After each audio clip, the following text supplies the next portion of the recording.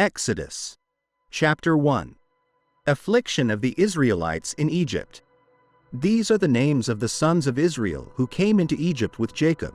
Each man came with his family: Reuben, Simeon, Levi, Judah, Issachar, Zebulun, Benjamin, Dan, Naphtali, Gad, and Asher. All the descendants of Jacob numbered 70 in total. And Joseph was already in Egypt. Then Joseph died, as well as all his brothers and that entire generation. But the children of Israel were fruitful, multiplied, and greatly increased in number. They became exceedingly strong, and the land was filled with them. Meanwhile, a new king rose over Egypt, one who did not know Joseph. He said to his people, "Look, the people of the children of Israel are more numerous and stronger than we are. Come, let us deal shrewdly with them, lest they continue to multiply. And it happens that, in the event of war, they will join our enemies and fight against us, and then leave the land." So they set taskmasters over them to oppress them with burdens, and they built for Pharaoh storage cities, Pithom and Ramesses. But the more they were oppressed, the more they multiplied and grew, so the Egyptians dreaded the children of Israel.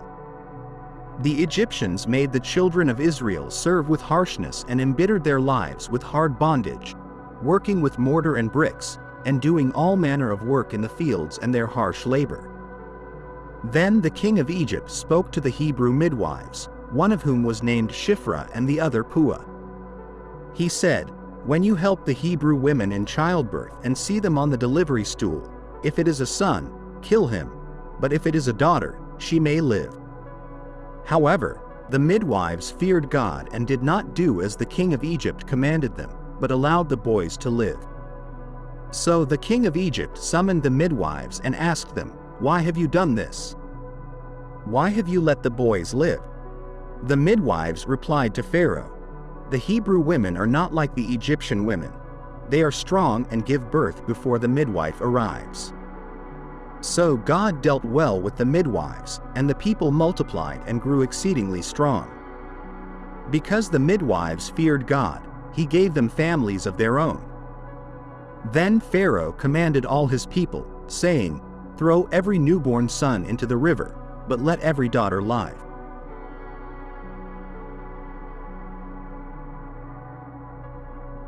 Exodus. Chapter 2. The birth of Moses. A man from the family of Levi went and took a daughter of Levi as his wife, who conceived and gave birth to a son. Seeing that he was a beautiful child, she hid him for 3 months. But when she could no longer hide him, she took a basket made of reeds, sealed it with asphalt and pitch, placed the child inside, and set it among the reeds by the riverbank. His sister stood at a distance to see what would happen to him. Then Pharaoh's daughter came down to bathe in the river, and as her maidens walked along the riverbank, she saw the basket among the reeds and sent her servant to fetch it. When she opened it, she saw the child, and behold, the baby was crying.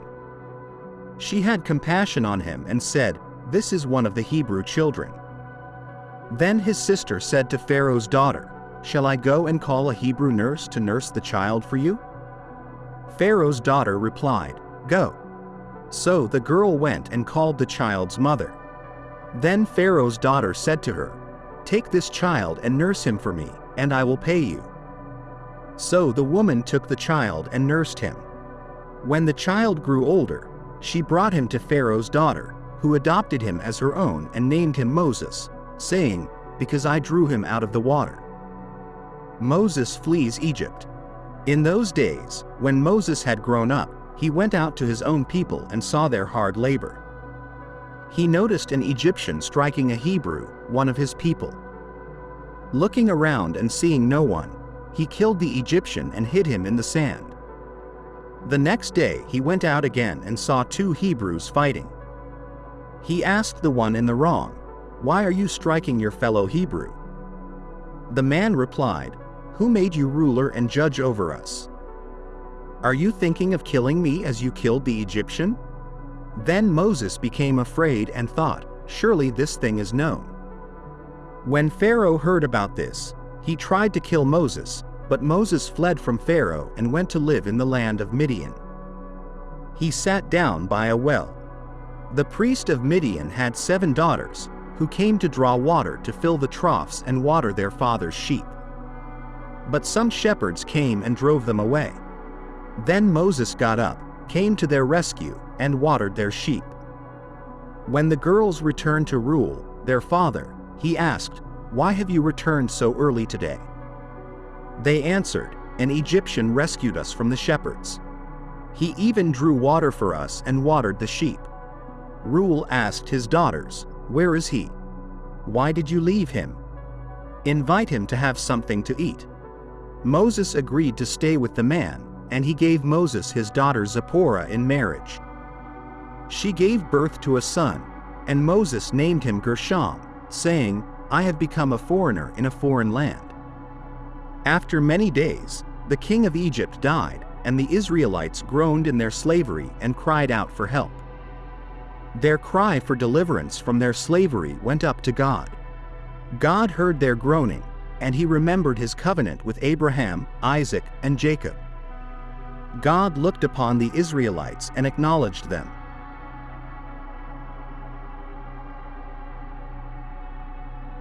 Exodus chapter 3. The call of Moses.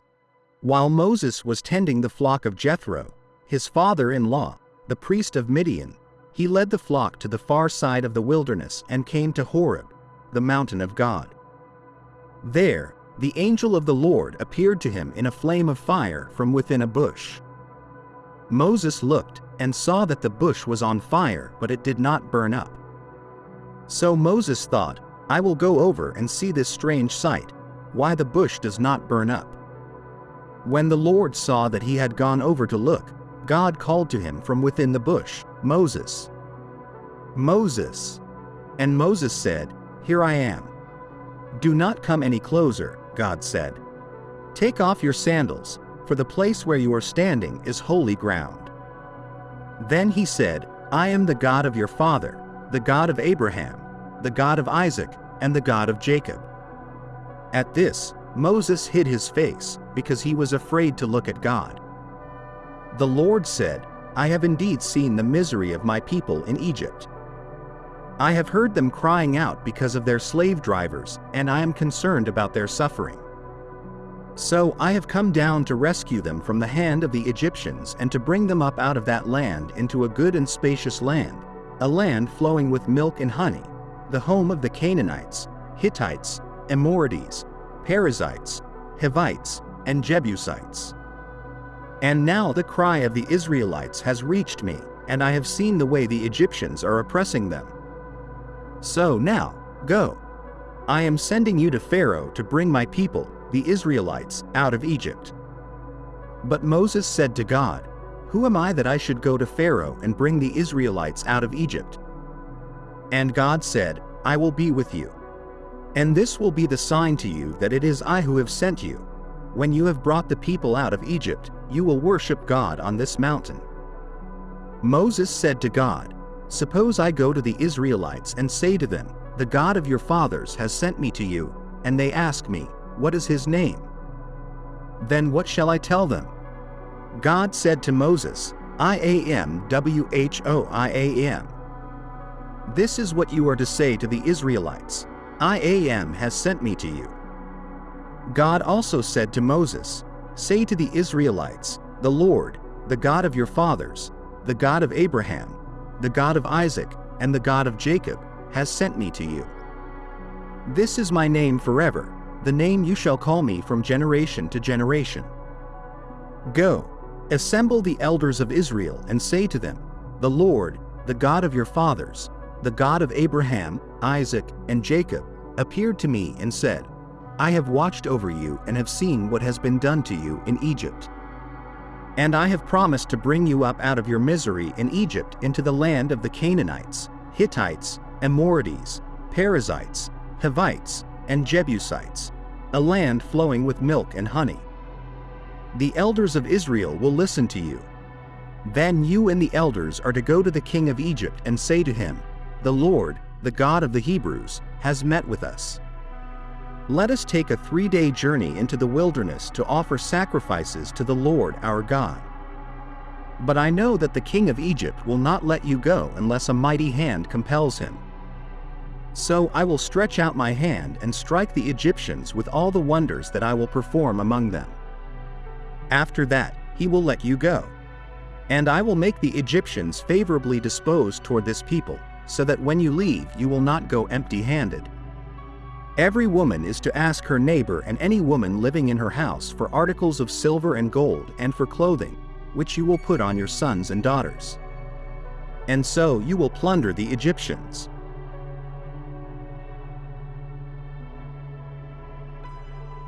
Exodus chapter 4. Then Moses responded, saying, But behold, they will not believe me or listen to my voice, for they will say, The Lord has not appeared to you. So the Lord said to him, What is that in your hand? And he said, A staff. And he said, Throw it on the ground. So he threw it on the ground, and it became a serpent, and Moses fled from it. But the Lord said to Moses, Stretch out your hand and take it by the tail. So he stretched out his hand and caught it, and it became a staff in his hand. This, said the Lord, is so that they may believe that the Lord, the God of their fathers, the God of Abraham, the God of Isaac, and the God of Jacob, has appeared to you. Furthermore, the Lord said to him, Now put your hand inside your cloak. And he put his hand inside his cloak, and when he took it out, his hand was leprous, as white as snow. Then the Lord said, Put your hand back inside your cloak.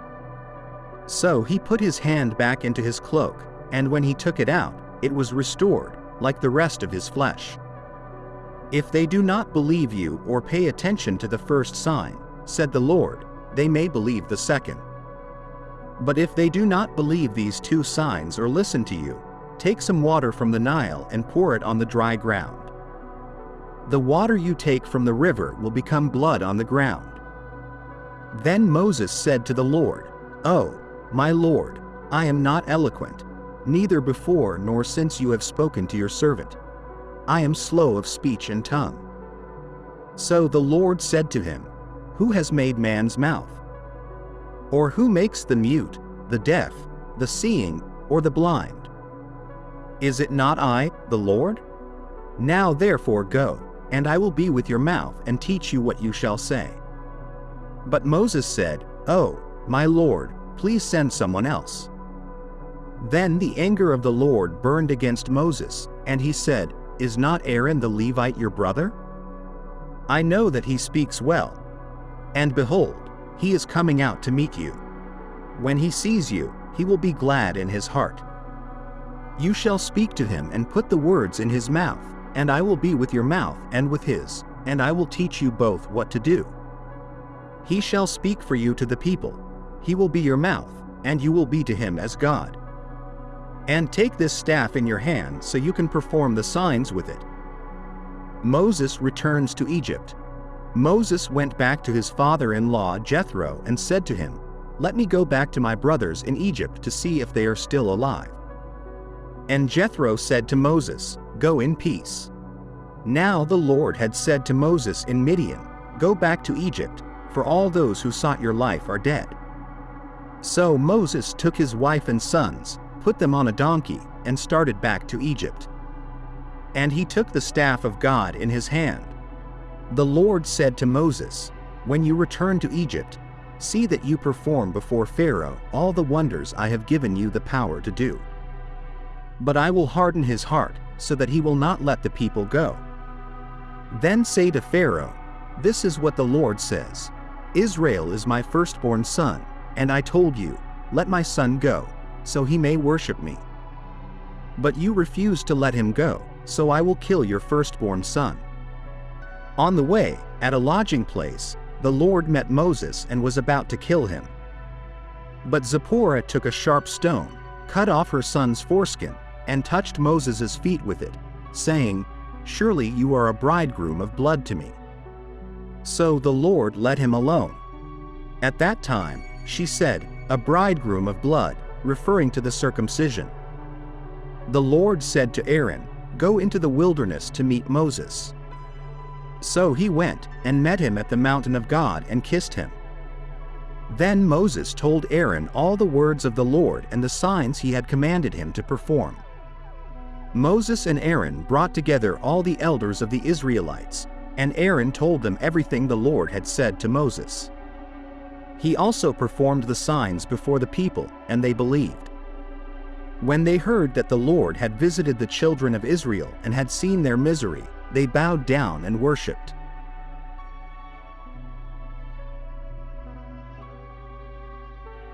Exodus chapter 5. Moses and Aaron before Pharaoh. Then Moses and Aaron went into the presence of Pharaoh and said, "The Lord, the God of Israel, says this: Let my people go so they may hold a feast to me in the wilderness." But Pharaoh replied, "Who is the Lord, that I should obey his voice and let Israel go? I do not know the Lord, nor will I let Israel go." They said, "The God of the Hebrews has met with us.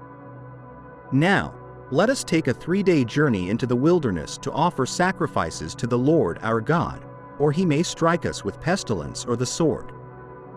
But the king of Egypt said to them, "Moses and Aaron, why do you take the people away from their work? Get back to your labor." Pharaoh also said, "Look, the people of the land are now numerous, and you are making them stop working." That same day, Pharaoh commanded the taskmasters of the people and their officers, saying, "You shall no longer provide straw for the people to make bricks, as you did before. Let them go and gather straw for themselves. But you shall require the same number of bricks from them as before. Do not reduce it, for they are idle." That is why they cry out, saying, "Let us go and offer sacrifices to our God." Let their labor be heavier, so they will work and not pay attention to lies. So the taskmasters and the officers of the people went out and said to the people, "This is what Pharaoh says: I will not give you straw.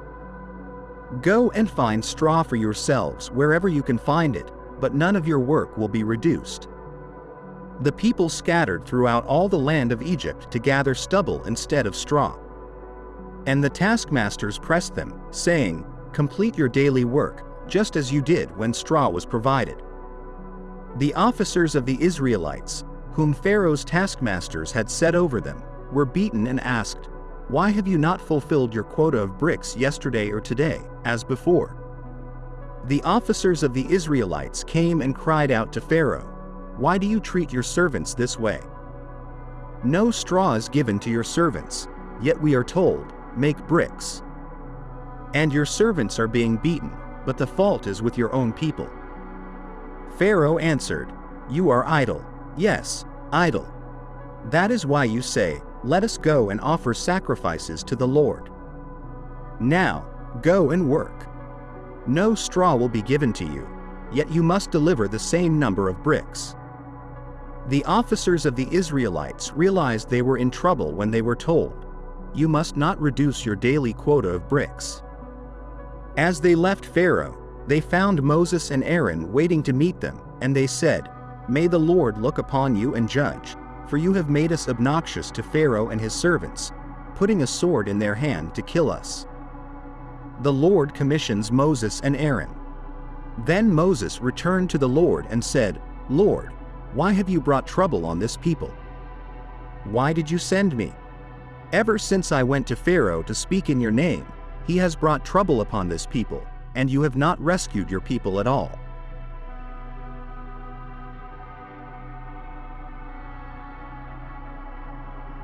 Exodus chapter 6. The Lord replied to Moses, "Now you will see what I will do to Pharaoh.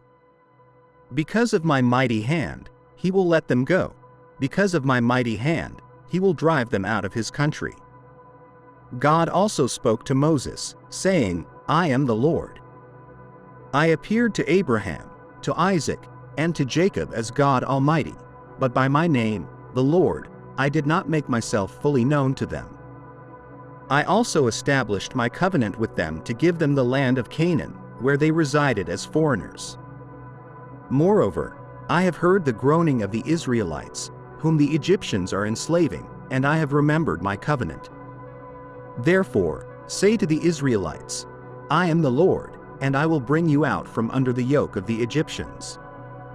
I will free you from being slaves to them, and I will redeem you with an outstretched arm and with mighty acts of judgment. I will take you as my own people, and I will be your God. Then you will know that I am the Lord your God, who brought you out from under the yoke of the Egyptians. And I will bring you to the land I swore with uplifted hand to give to Abraham, to Isaac, and to Jacob. I will give it to you as a possession. I am the Lord. Moses reported this to the Israelites, but they did not listen to him because of their discouragement and harsh labor. Then the Lord said to Moses, Go, tell Pharaoh, king of Egypt, to let the Israelites go out of his country. But Moses said to the Lord, If the Israelites will not listen to me, why would Pharaoh listen to me, since I speak with faltering lips? Now the Lord spoke to Moses and Aaron about the Israelites and Pharaoh, king of Egypt, and he commanded them to bring the Israelites out of Egypt. These were the heads of their families: the sons of Reuben, the firstborn of Israel, Hanoch, Palu, Hezron, and Carmi. These were the clans of Reuben.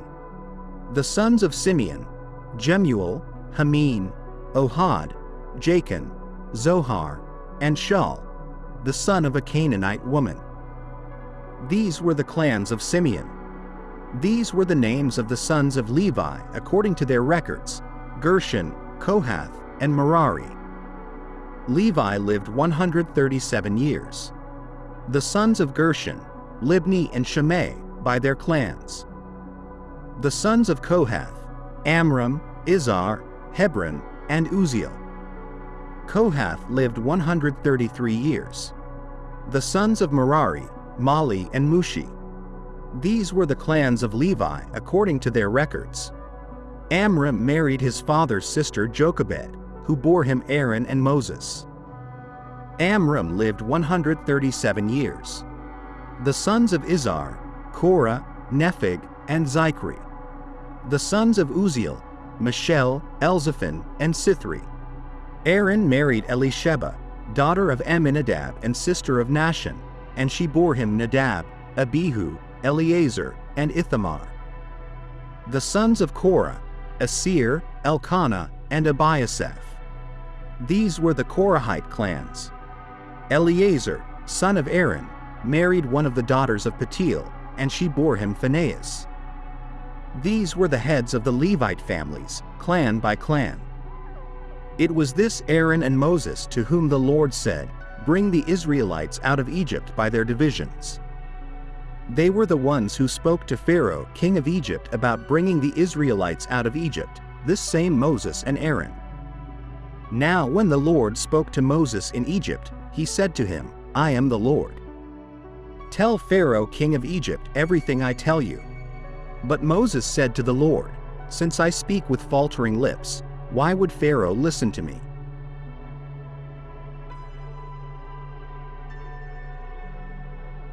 Exodus chapter 7. The Lord said to Moses, See, I have made you like God to Pharaoh, and your brother Aaron will be your prophet. You shall speak all that I command you, and Aaron your brother shall speak to Pharaoh, that he may let the children of Israel go out of his land. But I will harden Pharaoh's heart, and I will multiply my signs and wonders in the land of Egypt. But Pharaoh will not listen to you.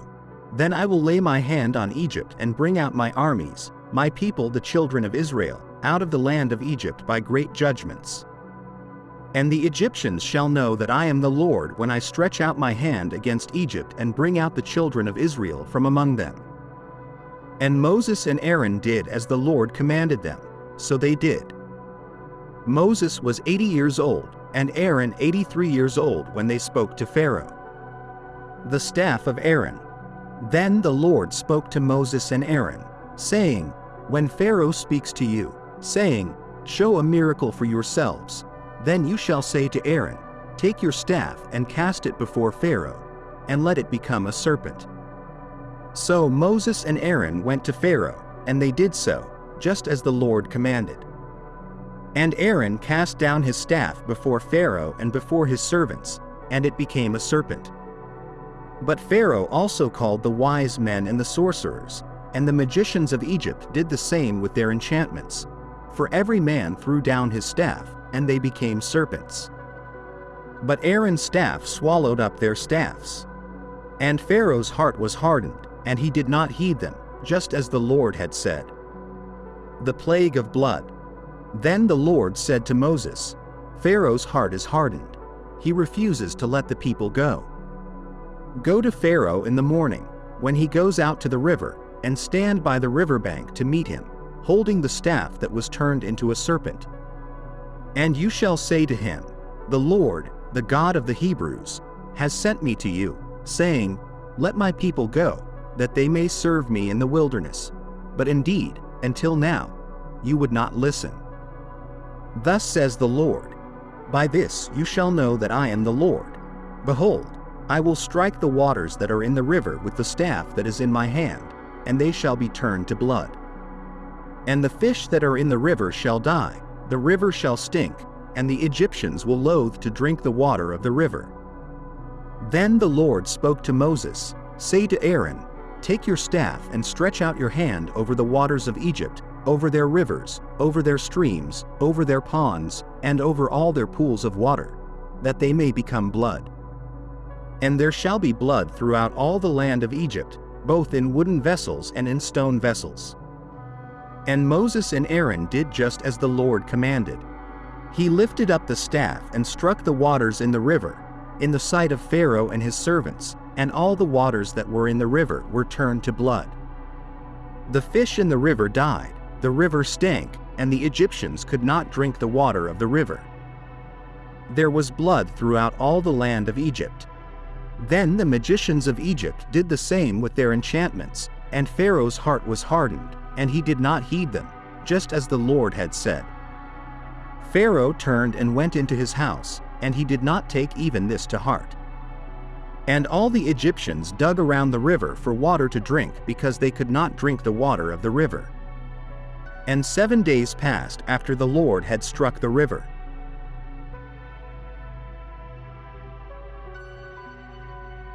Exodus. Chapter 8. The Plague of Frogs. Then the Lord said to Moses, Go to Pharaoh and say to him, This is what the Lord says, Let my people go, so that they may serve me. But if you refuse to let them go, I will plague your entire country with frogs. The Nile will teem with frogs, and they will come up into your palace and your bedroom, onto your bed, into the houses of your officials, and on your people, into your ovens and kneading troughs. The frogs will come up on you and your people and all your officials. Then the Lord said to Moses, Tell Aaron, Stretch out your hand with your staff over the streams and canals and ponds, and make frogs come up on the land of Egypt. So Aaron stretched out his hand over the waters of Egypt, and frogs came up and covered the land. But the magicians did the same things by their secret arts. They also made frogs come up on the land of Egypt. Pharaoh summoned Moses and Aaron and said, Pray to the Lord to take the frogs away from me and my people, and I will let your people go to offer sacrifices to the Lord. Moses said to Pharaoh, I leave to you the honor of setting the time for me to pray for you and your officials and your people, that you and your houses may be rid of the frogs, except for those that remain in the Nile. Tomorrow, Pharaoh said. Moses replied, It will be as you say, so that you may know there is no one like the Lord our God. The frogs will leave you and your houses, your officials, and your people. They will remain only in the Nile. After Moses and Aaron left Pharaoh, Moses cried out to the Lord about the frogs he had brought on Pharaoh. And the Lord did what Moses asked. The frogs died in the houses, the courtyards, and the fields. They were piled into heaps, and the land reeked of them. But when Pharaoh saw that there was relief, he hardened his heart and would not listen to Moses and Aaron, just as the Lord had said. The plague of gnats. Then the Lord said to Moses, Tell Aaron, Stretch out your staff and strike the dust of the ground, and throughout the land of Egypt the dust will become gnats." They did this, and when Aaron stretched out his hand with the staff and struck the dust of the ground, gnats came on people and animals. All the dust throughout the land of Egypt turned into gnats. But when the magicians tried to produce gnats by their secret arts, they could not. Since the gnats were on people and animals everywhere, the magicians said to Pharaoh, "This is the finger of God." But Pharaoh's heart was hard, and he would not listen, just as the Lord had said. The plague of flies. Then the Lord said to Moses, "Get up early in the morning and confront Pharaoh as he goes to the river and say to him, 'This is what the Lord says, let my people go, so that they may serve me. If you do not let my people go, I will send swarms of flies on you, your officials, your people, and into your houses. The houses of the Egyptians will be full of flies, even the ground will be covered with them. But on that day I will deal differently with the land of Goshen, where my people live. No swarms of flies will be there, so that you will know that I, the Lord, am in this land. I will make a distinction between my people and your people. This sign will occur tomorrow." And the Lord did this. Dense swarms of flies poured into Pharaoh's palace and into the houses of his officials. Throughout Egypt, the land was ruined by the flies. Then Pharaoh summoned Moses and Aaron and said, "Go, sacrifice to your God here in the land." But Moses said, "That would not be right. The sacrifices we offer the Lord our God would be detestable to the Egyptians. And if we offer sacrifices that are detestable in their eyes, will they not stone us? We must take a 3-day journey into the wilderness to offer sacrifices to the Lord our God, as he commands us." Pharaoh said, "I will let you go to offer sacrifices to the Lord your God in the wilderness, but you must not go very far. Now pray for me." Moses answered, "As soon as I leave you, I will pray to the Lord, and tomorrow the flies will leave Pharaoh and his officials and his people. Only let Pharaoh be sure that he does not act deceitfully again by not letting the people go to offer sacrifices to the Lord." Then Moses left Pharaoh and prayed to the Lord, and the Lord did what Moses asked. The flies left Pharaoh and his officials and his people, not a fly remained. But this time also Pharaoh hardened his heart and would not let the people go.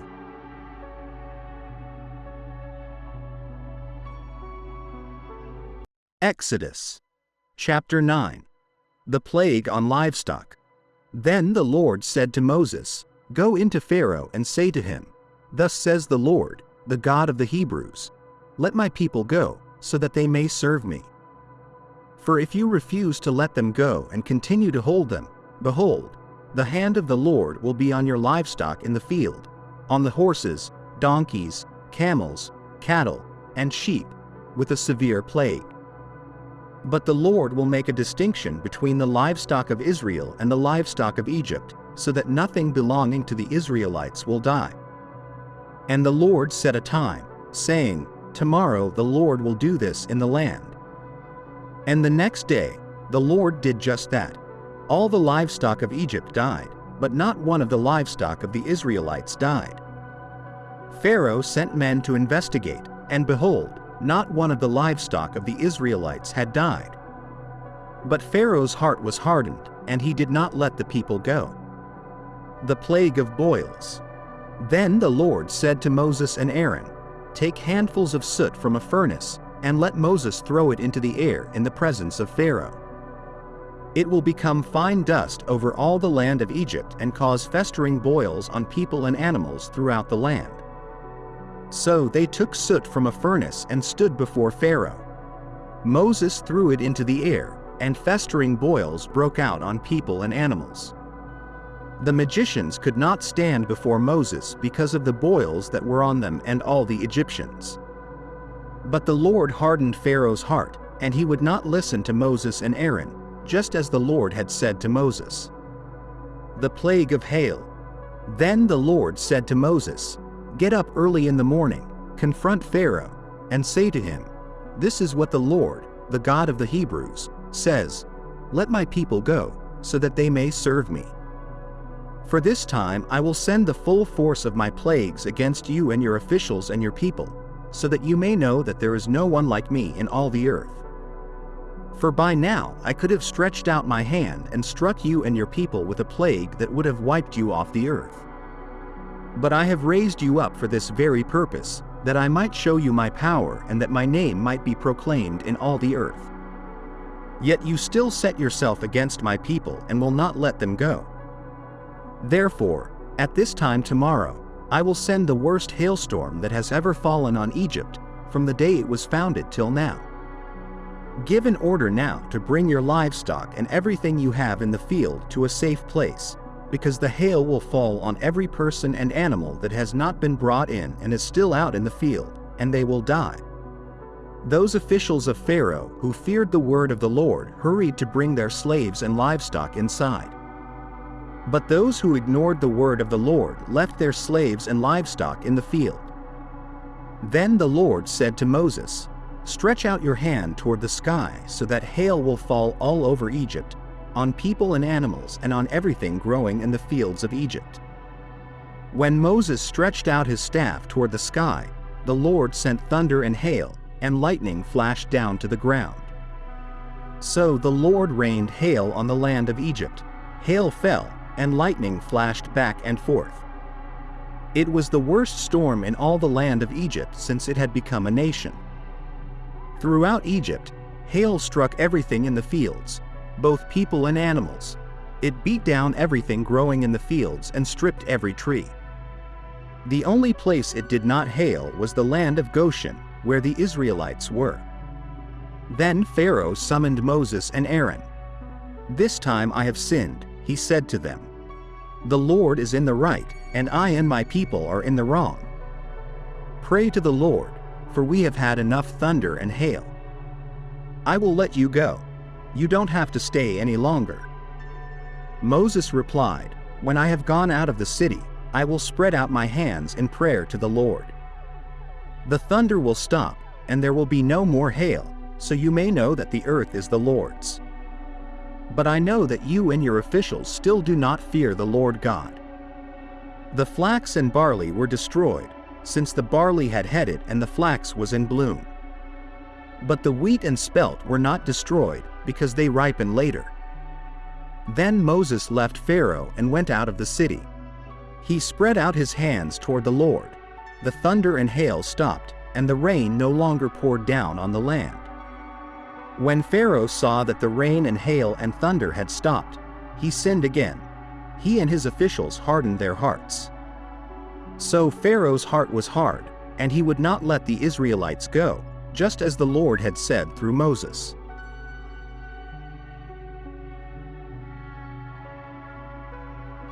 Exodus chapter 10. The plague of locusts. The Lord said to Moses, "Go into Pharaoh's presence, for I have hardened his heart and the hearts of his servants, so that I may show these signs of mine among them. And so that you may tell your children and grandchildren what I have done in Egypt, and the signs I performed among them, so that you may know that I am the Lord." Then Moses and Aaron went to Pharaoh and said to him, "This is what the Lord, the God of the Hebrews, says, 'How long will you refuse to humble yourself before me? Let my people go so that they may serve me. But if you refuse to let them go, I will bring locusts into your country tomorrow. They will cover the face of the ground so that it cannot be seen, and they will devour what little you have left after the hail, including every tree that is growing in your fields. They will fill your houses, and those of all your officials and all the Egyptians, something neither your parents nor your ancestors have ever seen from the day they settled in this land until now." Then Moses turned and left Pharaoh's presence. Pharaoh's officials said to him, "How long will this man be a snare to us? Let the people go, so that they may worship the Lord their God. Do you not yet realize that Egypt is ruined?" Then Moses and Aaron were brought back to Pharaoh. "Go, worship the Lord your God," he said. "But tell me, who will be going?" Moses answered, "We will go with our young and old, with our sons and daughters, and with our flocks and herds, because we are to celebrate a festival to the Lord." Pharaoh said, "The Lord be with you, if I let you go, along with your women and children. Clearly, you are bent on evil. No. Have only the men go and worship the Lord, since that's what you have been asking for." Then Moses and Aaron were driven out of Pharaoh's presence. And the Lord said to Moses, "Stretch out your hand over Egypt so that locusts swarm over the land and devour everything growing in the fields, everything left by the hail." So Moses stretched out his staff over Egypt, and the Lord made an east wind blow across the land all that day and all that night. By morning the wind had brought the locusts. They invaded all of Egypt and settled down in every area of the country in great numbers. Never before had there been such a plague of locusts, nor will there ever be again. They covered all the ground until it was black. They devoured all that was left after the hail, everything growing in the fields and the fruit on the trees. Nothing green remained on tree or plant in all the land of Egypt. Pharaoh quickly summoned Moses and Aaron and said, "I have sinned against the Lord your God and against you. Now forgive my sin once more and pray to the Lord your God to take this deadly plague away from me." Moses then left Pharaoh and prayed to the Lord. And the Lord changed the wind to a very strong west wind, which caught up the locusts and carried them into the Red Sea. Not a single locust was left anywhere in Egypt. But the Lord hardened Pharaoh's heart, and he would not let the Israelites go. The plague of darkness. Then the Lord said to Moses, "Stretch out your hand toward the sky so that darkness spreads over Egypt, darkness that can be felt." So Moses stretched out his hand toward the sky, and total darkness covered all Egypt for 3 days. No one could see anyone else or move about for 3 days. Yet all the Israelites had light in the places where they lived. Then Pharaoh summoned Moses and said, "Go, worship the Lord. Even your women and children may go with you, only leave your flocks and herds behind." But Moses said, "You must allow us to have sacrifices and burnt offerings to present to the Lord our God. Our livestock too must go with us, not a hoof is to be left behind.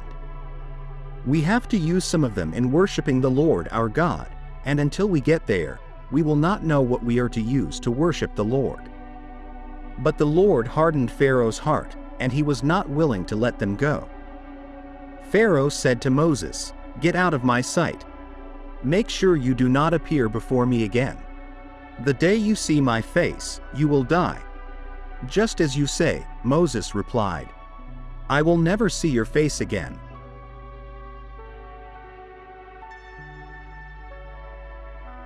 Exodus. Chapter 11. The death of the firstborn is announced. The Lord said to Moses, "I will bring one more plague upon Pharaoh and upon Egypt, after which he will let you go from here, and surely he will drive you out completely from here. Speak now in the hearing of the people, and let every man ask from his neighbor and every woman from her neighbor articles of silver and gold." And the Lord gave favor to the people in the sight of the Egyptians. Moreover, Moses was highly regarded in the land of Egypt, in the eyes of Pharaoh's servants and in the sight of the people. Moses then said, "Thus says the Lord, at midnight I will go out into the midst of Egypt, and all the firstborn in the land of Egypt shall die, from the firstborn of Pharaoh who sits on his throne, to the firstborn of the servant girl who is behind the millstone, and all the firstborn of the animals. There will be a great cry throughout all the land of Egypt, such as never has been, nor ever will be again. But against all the children of Israel, whether man or beast, not even a dog shall bark, so that you may know that the Lord makes a distinction between the Egyptians and Israel. All these servants of yours shall come down to me and bow before me, saying, 'Go out, you and all the people who follow you.' After that, I will go out." And he went out from Pharaoh in great anger. The Lord said to Moses, "Pharaoh will not listen to you, that my wonders may be multiplied in the land of Egypt." And Moses and Aaron performed all these wonders before Pharaoh, But the Lord hardened Pharaoh's heart, and he did not let the children of Israel go out of his land.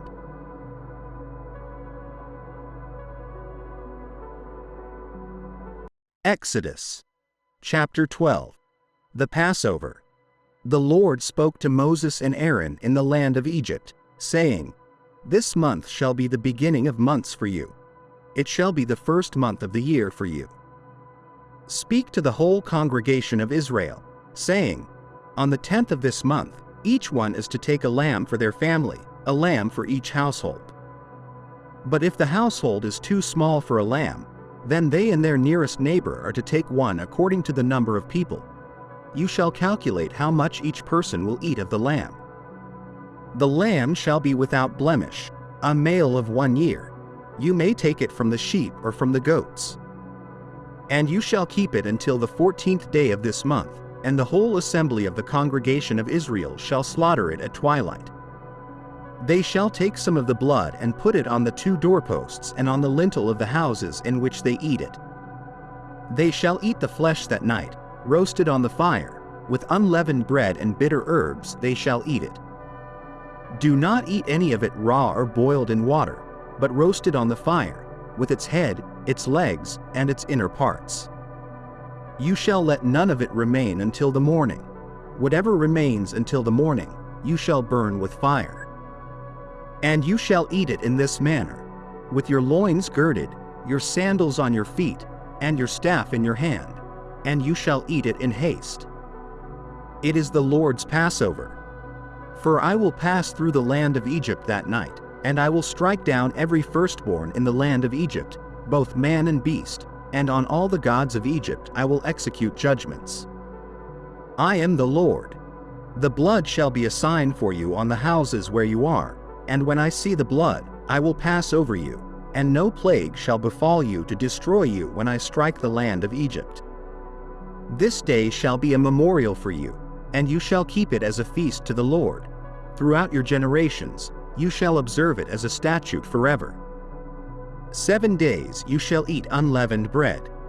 On the first day, you shall remove leaven from your houses, for whoever eats anything leavened from the first day until the 7th day shall be cut off from Israel. On the first day, you shall hold a holy assembly, and on the 7th day, a holy assembly as well. No work shall be done on those days, but what everyone needs to eat, that alone may be prepared by you. And you shall observe the feast of unleavened bread, for on this very day I brought your hosts out of the land of Egypt. Therefore, you shall observe this day throughout your generations as a statute forever. In the first month, from the 14th day of the month at evening, you shall eat unleavened bread until the 21st day of the month at evening. For 7 days, no leaven shall be found in your houses, for whoever eats what is leavened shall be cut off from the congregation of Israel, whether a stranger or a native of the land. You shall eat nothing leavened. In all your dwellings, you shall eat unleavened bread. Then Moses summoned all the elders of Israel and said to them, Go and select lambs for your families, and slaughter the Passover lamb.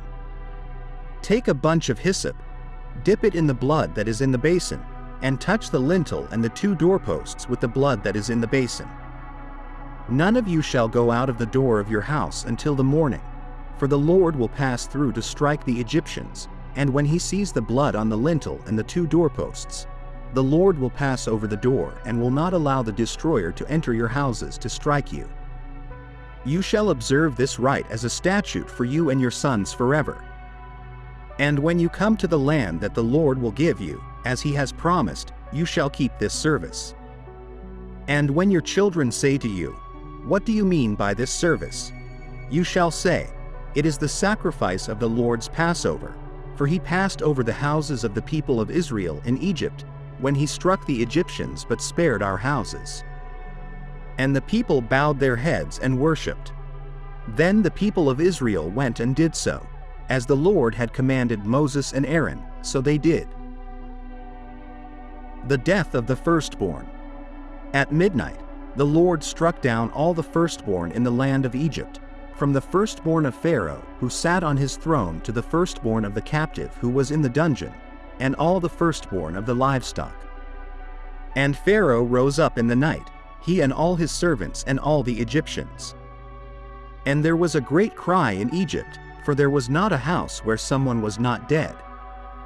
Then he summoned Moses and Aaron by night and said, "Go out from among my people, both you and the people of Israel. Go, serve the Lord, as you have said. Take your flocks and your herds, as you have said, and be gone, and bless me also." The Egyptians urged the people to hurry and send them out of the land, for they said, "We shall all be dead." So the people took their dough before it was leavened, their kneading bowls being bound up in their cloaks on their shoulders. The people of Israel had also done as Moses told them, for they had asked the Egyptians for silver and gold jewelry and for clothing. And the Lord had given the people favor in the sight of the Egyptians, so they let them have what they asked. Thus they plundered the Egyptians. The exodus of the Israelites. The people of Israel journeyed from Ramesses to Succoth, about 600,000 men on foot, besides women and children. A mixed multitude also went up with them, and very much livestock, both flocks and herds. And they baked unleavened cakes of the dough that they had brought out of Egypt, for it was not leavened, because they were thrust out of Egypt and could not wait, nor had they prepared any provisions for themselves. The time that the people of Israel lived in Egypt was 430 years. At the end of 430 years, on that very day, all the hosts of the Lord went out from the land of Egypt. It was a night of watching by the Lord, to bring them out of the land of Egypt. So this same night is a night of watching kept to the Lord by all the people of Israel throughout their generations. And the Lord said to Moses and Aaron, "This is the statute of the Passover. No foreigner shall eat of it. But every slave that is bought for money may eat of it after you have circumcised him. No foreigner or hired servant may eat of it. It shall be eaten in one house. You shall not take any of the flesh outside the house, and you shall not break any of its bones. The whole congregation of Israel shall keep it. If a stranger shall sojourn with you and would keep the Passover to the Lord, let all his males be circumcised. Then he may come near and keep it. He shall be as a native of the land. But no uncircumcised person shall eat of it. There shall be one law for the native and for the stranger who sojourns among you." All the people of Israel did just as the Lord commanded Moses and Aaron. And on that very day, the Lord brought the people of Israel out of the land of Egypt by their hosts.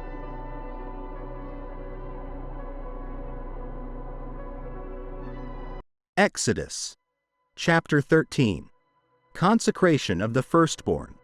The Lord spoke to Moses, saying, "Consecrate to me every firstborn. Whatever opens the womb among the children of Israel, both of men and animals, is mine." And Moses said to the people, "Remember this day, in which you came out of Egypt, from the house of bondage, for the Lord brought you out of here with a strong hand. Therefore, you shall not eat leavened bread. You are going out today in the month of Abib. And when the Lord brings you into the land of the Canaanites, the Hittites, the Amorites, the Hivites, and the Jebusites, which he swore to your fathers to give you, a land flowing with milk and honey, you shall keep this celebration in this month. For 7 days you shall eat unleavened bread, and on the 7th day there shall be a feast to the Lord. For 7 days unleavened bread shall be eaten, and no leavened bread shall be seen with you, nor any leaven, throughout all your territory. And you shall tell your son in that day, saying, This is done because of what the Lord did for me when I came out of Egypt. And it shall be a sign to you on your hand and as a memorial before your eyes, so that the law of the Lord may be in your mouth. For with a strong hand the Lord brought you out of Egypt. Therefore, you shall keep this ordinance in its season from year to year. And when the Lord brings you into the land of the Canaanites, as he swore to you and your fathers, and gives it to you, you shall set apart to the Lord all that opens the womb, and every firstborn of your animals, the males shall be the Lord's. But every firstborn of a donkey you shall redeem with a lamb. And if you will not redeem it, then you shall break its neck. And all the firstborn of man among your sons you shall redeem. And when in the future your son asks you, saying, What does this mean? You shall say to him, The Lord brought us out of Egypt with a strong hand, from the house of bondage. And when Pharaoh stubbornly refused to let us go, the Lord killed all the firstborn in the land of Egypt, both the firstborn of man and the firstborn of the animals. Therefore, I sacrifice to the Lord all male firstborn, but I redeem the firstborn of my sons. So it shall be a sign on your hand and as a memorial before your eyes, for by a strong hand the Lord brought us out of Egypt. The pillar of cloud and fire. When Pharaoh let the people go, God did not lead them by way of the land of the Philistines, although that was near. For God said, Lest perhaps the people change their minds when they see war, and return to Egypt. But God led the people around by the way of the wilderness of the Red Sea. And the children of Israel went up armed out of the land of Egypt. Moses took with him the bones of Joseph, who had made the children of Israel swear an oath, saying, God will surely visit you, and you shall carry my bones up from here with you. They departed from Succoth and camped in Etham, at the edge of the wilderness. And the Lord went before them by day in a pillar of cloud to lead them along the way, and by night in a pillar of fire to give them light, so they might travel by day and by night. The pillar of cloud by day and the pillar of fire by night never departed from before the people.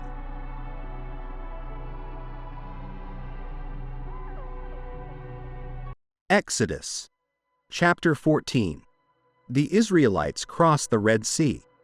The Lord spoke to Moses, saying, Tell the children of Israel to turn back and camp before Pi-hahiroth, between Migdol and the sea, opposite Baal-zephon. You shall camp before it by the sea.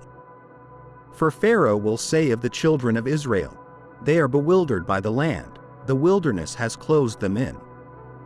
Then I will harden Pharaoh's heart, so that he will pursue them, and I will gain honor over Pharaoh and over all his army, that the Egyptians may know that I am the Lord. And they did so.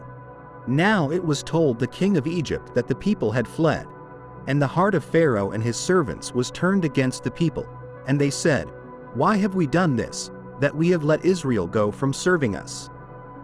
So he made ready his chariot and took his people with him. Also, he took 600 choice chariots, and all the chariots of Egypt with captains over every one of them.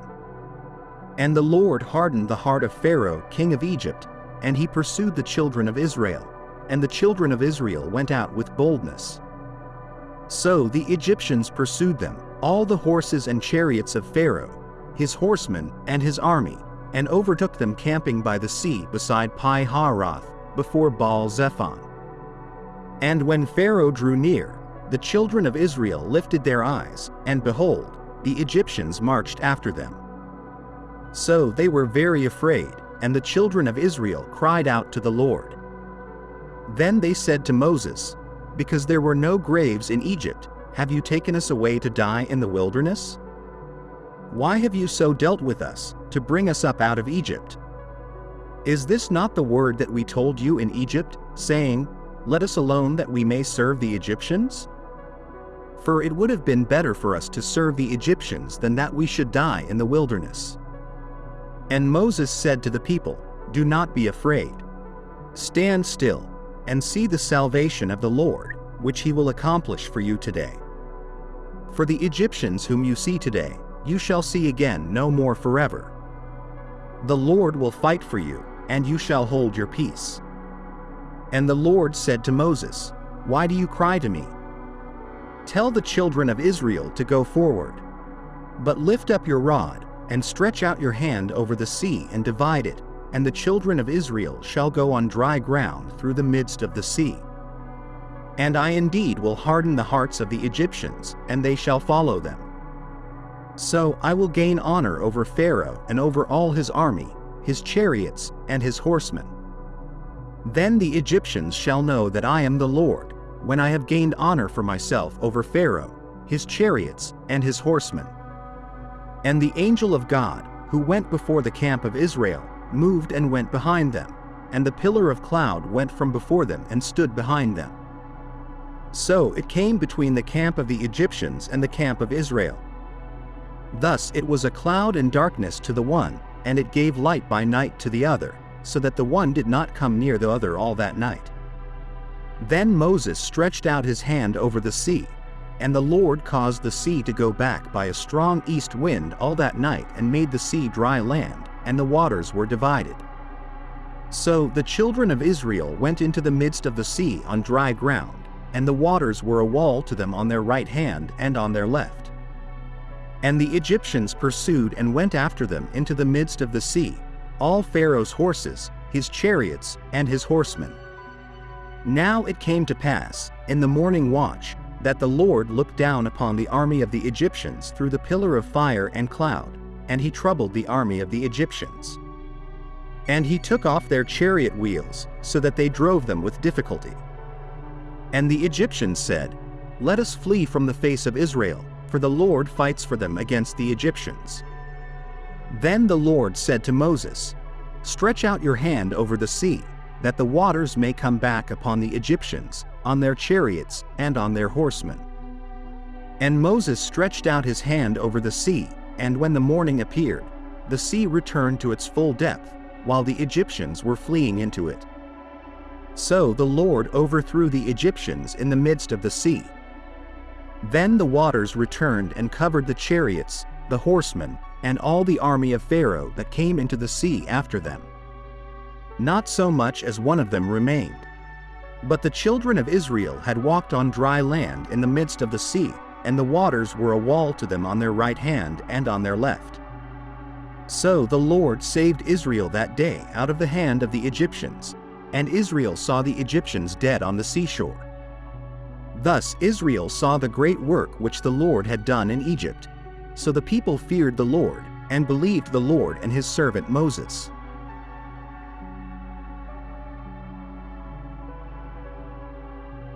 Exodus chapter 15.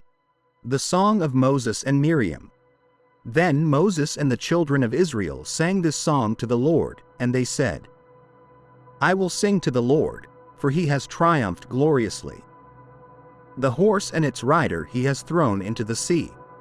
The Lord is my strength and my song, and he has become my salvation.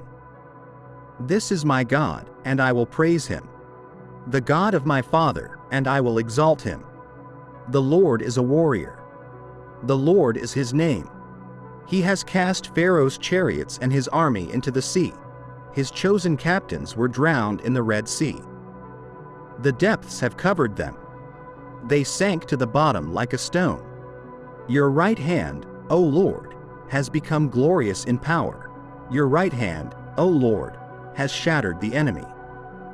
And in the greatness of your majesty, you have overthrown those who rose against you. You sent forth your wrath, it consumed them like stubble. At the blast of your nostrils, the waters were piled up. The floods stood upright like a heap. The depths congealed in the heart of the sea. The enemy said, I will pursue, I will overtake, I will divide the spoil.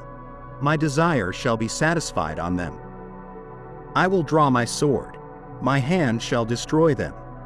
You blew with your wind, the sea covered them. They sank like lead in the mighty waters. Who is like you, O Lord, among the gods? Who is like you, glorious in holiness, awesome in splendor, doing wonders? You stretched out your right hand. The earth swallowed them. In your mercy, you have led forth the people whom you have redeemed. You have guided them in your strength to your holy habitation. The peoples have heard and trembled. Anguish has seized the inhabitants of Philistia. Then the chiefs of Edom were dismayed. Trembling seized the mighty men of Moab. All the inhabitants of Canaan melted away. Terror and dread have fallen upon them. By the greatness of your arm, they are as still as a stone, until your people pass over, O Lord, until the people whom you have purchased pass over.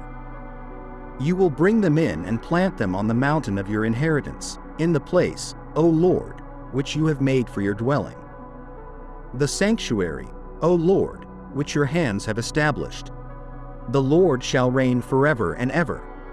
For Pharaoh's horses went with his chariots and his horsemen into the sea, and the Lord brought back the waters of the sea upon them. But the children of Israel walked on dry land in the midst of the sea. Then Miriam the prophetess, the sister of Aaron, took a tambourine in her hand, and all the women followed her with tambourines and dancing. And Miriam responded to them, "Sing to the Lord, for he has triumphed gloriously. The horse and its rider he has thrown into the sea, the bitter water of Marah." Moses led Israel from the Red Sea, and they went out into the wilderness of Shur, and they walked 3 days in the wilderness without finding water. They came to Marah, but they could not drink the waters of Marah, for they were bitter. Therefore it was named Marah. And the people grumbled against Moses, saying, "What shall we drink?" Then Moses cried out to the Lord, and the Lord showed him a tree. He threw it into the waters, and the waters became sweet. There the Lord made for them a statute and an ordinance, and there he tested them. He said, "If you diligently listen to the voice of the Lord your God, and do what is right in his sight, and give ear to his commandments, and keep all his statutes, I will put none of the diseases on you which I have brought on the Egyptians. For I am the Lord who heals you." Then they came to Elim, where there were 12 springs of water and 70 palm trees, and they camped there by the waters.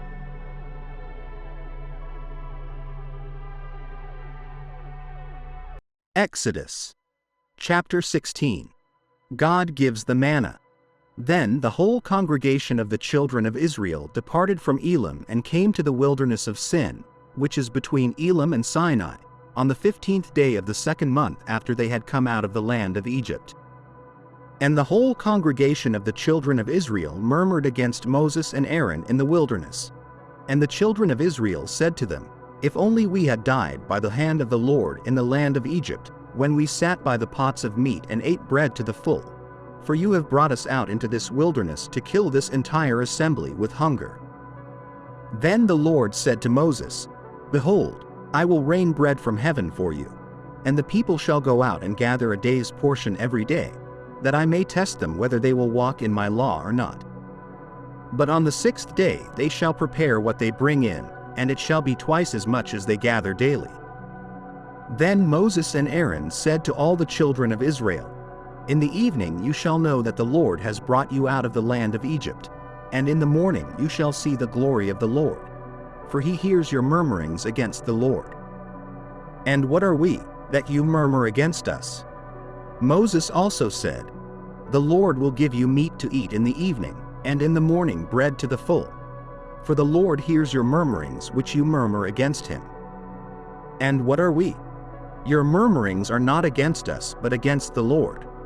And Moses said to Aaron, "Say to all the congregation of the children of Israel, Come near before the Lord, for he has heard your murmurings." And it came to pass, as Aaron spoke to the whole congregation of the children of Israel, that they looked toward the wilderness, and behold, the glory of the Lord appeared in the cloud. And the Lord spoke to Moses, saying, "I have heard the murmurings of the children of Israel. Speak to them, saying, At twilight you shall eat meat, and in the morning you shall be filled with bread. Then you shall know that I am the Lord your God." So it was that quail came up at evening and covered the camp, and in the morning the dew lay all around the camp. And when the dew lifted, there on the surface of the wilderness was a small round substance, as fine as frost on the ground. And when the children of Israel saw it, they said to one another, "What is it?" For they did not know what it was. And Moses said to them, "This is the bread which the Lord has given you to eat. This is the thing which the Lord has commanded. Let every man gather it according to each one's need, 1 omer for each person, according to the number of persons. Let every man take for those who are in his tent." Then the children of Israel did so, and gathered, some more, some less. So when they measured it by omers, he who gathered much had nothing left over, and he who gathered little had no lack. Every man had gathered according to each one's need. And Moses said, "Let no one leave any of it till morning." Notwithstanding, they did not heed Moses. But some of them left part of it until morning, and it bred worms and stank. And Moses was angry with them. So they gathered it every morning, every man according to his need. And when the sun became hot, it melted. And so it was, on the 6th day, that they gathered twice as much bread, 2 omers for each one. And all the rulers of the congregation came and told Moses. Then he said to them, "This is what the Lord has said. Tomorrow is a Sabbath rest, a holy Sabbath to the Lord. Bake what you will bake today, and boil what you will boil, and lay up for yourselves all that remains, to be kept until morning." So they laid it up till morning, as Moses commanded, and it did not stink, nor were there any worms in it. Then Moses said, "Eat that today, for today is a Sabbath to the Lord. Today you will not find it in the field. 6 days you shall gather it, but on the 7th day, the Sabbath, there will be none." Now it happened that some of the people went out on the 7th day to gather, but they found none. And the Lord said to Moses, "How long will you refuse to keep my commandments and my laws? See, for the Lord has given you the Sabbath. Therefore he gives you on the 6th day bread for 2 days. Let every man remain in his place. Let no man go out of his place on the 7th day." So the people rested on the 7th day. And the house of Israel called its name manna.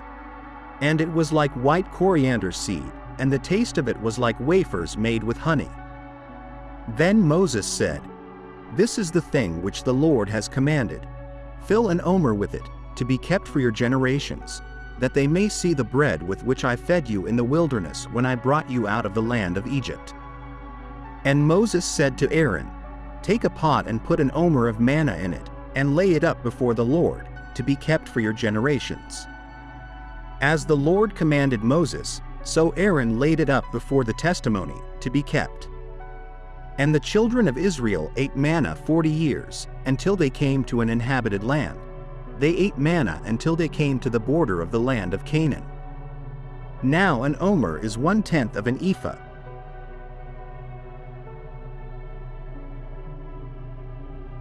Exodus chapter 17.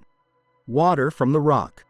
The whole congregation of the children of Israel departed from the wilderness of Sin, according to the commandment of the Lord, and camped in Rephidim. But there was no water for the people to drink. So the people quarreled with Moses, and said, "Give us water that we may drink." And Moses said to them, "Why do you quarrel with me? Why do you test the Lord?" The people thirsted there for water, and they grumbled against Moses, saying, "Why did you bring us up out of Egypt to kill us, our children, and our livestock with thirst?" Then Moses cried out to the Lord, saying, "What shall I do with this people? They are almost ready to stone me." And the Lord said to Moses, "Go on ahead of the people, and take with you some of the elders of Israel. Also take in your hand the rod with which you struck the river, and go. Behold, I will stand before you there on the rock in Horeb, and you shall strike the rock, and water will come out of it, that the people may drink." And Moses did so in the sight of the elders of Israel. And he called the name of the place Massah and Meribah, because of the contention of the children of Israel, and because they tested the Lord, saying, "Is the Lord among us or not?" War with Amalek. Now Amalek came and fought with Israel in Rephidim. And Moses said to Joshua, "Choose us some men and go out, fight with Amalek. Tomorrow I will stand on the top of the hill with the rod of God in my hand." So Joshua did as Moses said and fought with Amalek, and Moses, Aaron, and Hur went up to the top of the hill. And so it was, when Moses held up his hand, that Israel prevailed, but when he let down his hand, Amalek prevailed. And Moses' hands became heavy, so they took a stone and put it under him, and he sat on it, and Aaron and Hur supported his hands, one on one side, and the other on the other side. So his hands were steady until the going down of the sun. So Joshua defeated Amalek and his people with the edge of the sword. Then the Lord said to Moses, "Write this for a memorial in the book, and recount it in the hearing of Joshua, that I will utterly blot out the remembrance of Amalek from under heaven." And Moses built an altar and called its name, "The Lord is my banner." For he said, "Because the hand of Amalek was raised against the throne of the Lord will have war with Amalek from generation to generation."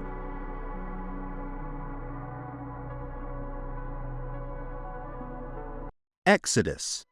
Chapter 18. Jethro visits Moses. Jethro, the priest of Midian and Moses' father-in-law, heard about everything God had done for Moses and for his people Israel, and how the Lord had brought Israel out of Egypt. Jethro, Moses' father-in-law, took Zipporah, Moses' wife, after he had sent her back, along with her 2 sons. One was named Gershom, for Moses said, "I have been a foreigner in a foreign land." And the other was named Eleazar, for Moses said, "The God of my father helped me and delivered me from the sword of Pharaoh." Jethro, Moses' father-in-law, came to Moses in the desert, where he was camped near the mountain of God, bringing Moses' wife and his 2 sons with him. He sent word to Moses, saying, "I, your father-in-law Jethro, am coming to you with your wife and her 2 sons." Moses went out to meet his father-in-law, bowed down, and kissed him. They asked each other how they were and then went into the tent. Moses recounted to his father-in-law everything the Lord had done to Pharaoh and the Egyptians for Israel's sake, all the hardships they had encountered on the journey, and how the Lord had delivered them. Jethro rejoiced over all the good that the Lord had done for Israel, in rescuing them from the hand of the Egyptians. Jethro said, "Blessed be the Lord, who has rescued you from the hand of the Egyptians and from Pharaoh, and who has delivered the people from the hand of the Egyptians.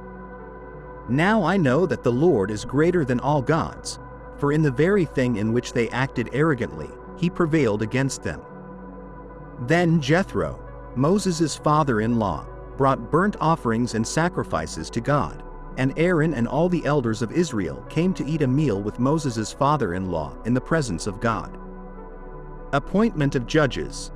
The next day, Moses sat to judge the people, and they stood around him from morning until evening. When Moses' father-in-law saw everything he was doing for the people, he said, "What is this that you are doing for the people? Why do you sit alone, and all the people stand around you from morning until evening?" Moses replied to his father-in-law, "Because the people come to me to inquire of God. When they have a dispute, they come to me, and I judge between one and another, and make known the decrees of God and his laws." Moses' father-in-law said to him, "What you are doing is not good. You and these people who come to you will only wear yourselves out. The work is too heavy for you. You cannot handle it alone. Listen now to my voice. I will give you advice, and God will be with you. You must be the people's representative before God and bring their disputes to him. Teach them the decrees and laws, and show them the way to live and the work they must do. But select capable men from all the people, men who fear God, trustworthy men who hate dishonest gain, and appoint them as officials over thousands, hundreds, fifties, and tens. Let them serve as judges for the people at all times, but have them bring every difficult case to you. The simple cases they can decide themselves. That will make your load lighter because they will share it with you. If you do this, and God so commands, you will be able to stand the strain, and all these people will go home satisfied." Moses listened to his father-in-law and did everything he said. He chose capable men from all Israel and made them leaders of the people, officials over thousands, hundreds, fifties, and tens. They served as judges for the people at all times. The difficult cases they brought to Moses, but the simple ones they decided themselves. Then Moses sent his father-in-law on his way, and Jethro returned to his own land.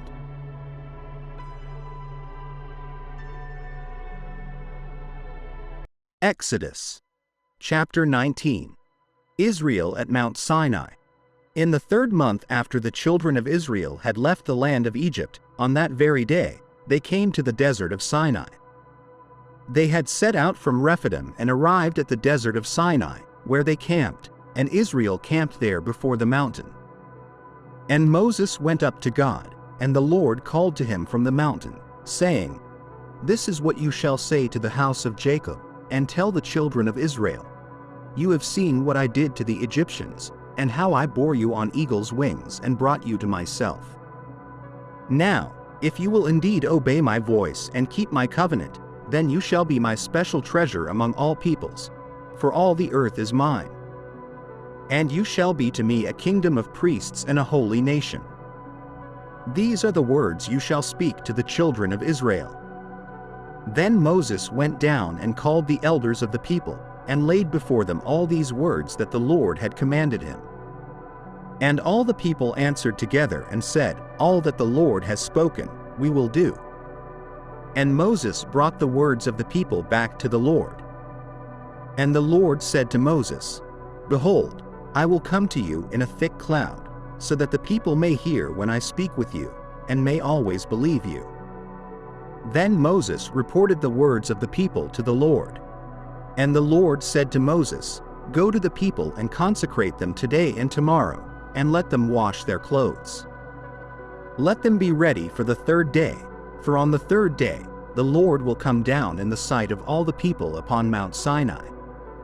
And you shall set boundaries for the people all around, saying, 'Be careful not to go up the mountain or touch its base. Whoever touches the mountain shall surely be put to death. No hand shall touch him, but he shall surely be stoned or shot with arrows. Whether man or beast, he shall not live. When the trumpet sounds long, they shall come up to the mountain.' So Moses went down from the mountain to the people and consecrated them, and they washed their clothes. And he said to the people, 'Be ready for the 3rd day, do not come near a woman.'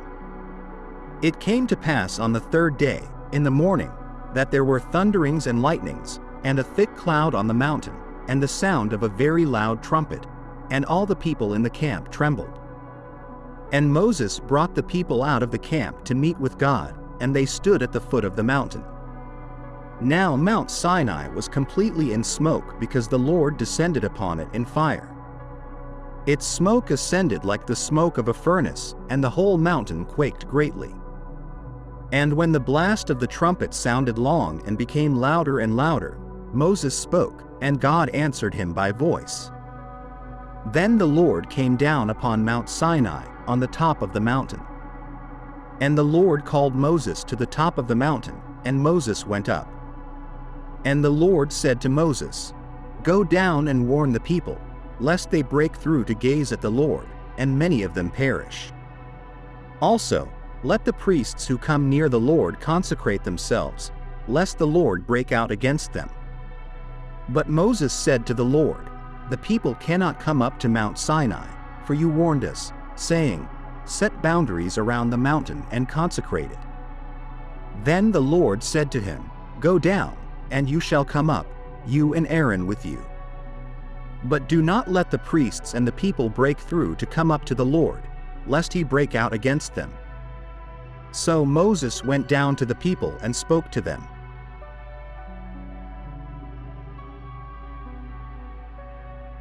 Exodus chapter 20. The 10 Commandments.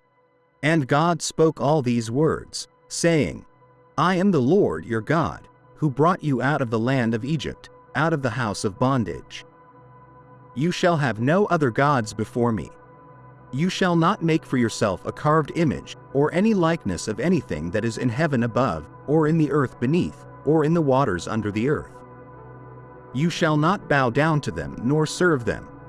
For I, the Lord your God, am a jealous God, visiting the iniquity of the fathers upon the children to the 3rd and 4th generations of those who hate me, but showing mercy to thousands, to those who love me and keep my commandments.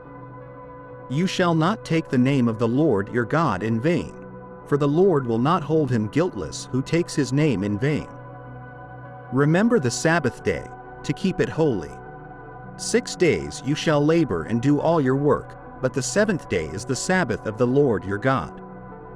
In it you shall do no work, you, nor your son, nor your daughter, nor your male servant, nor your female servant, nor your cattle, nor your stranger who is within your gates.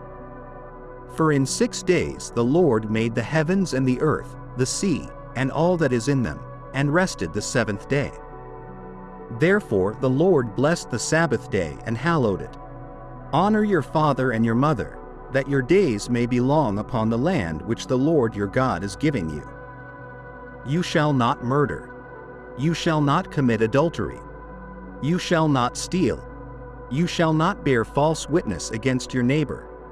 You shall not covet your neighbor's house. You shall not covet your neighbor's wife, nor his male servant, nor his female servant, nor his ox, nor his donkey, nor anything that is your neighbor's. The fear of the people.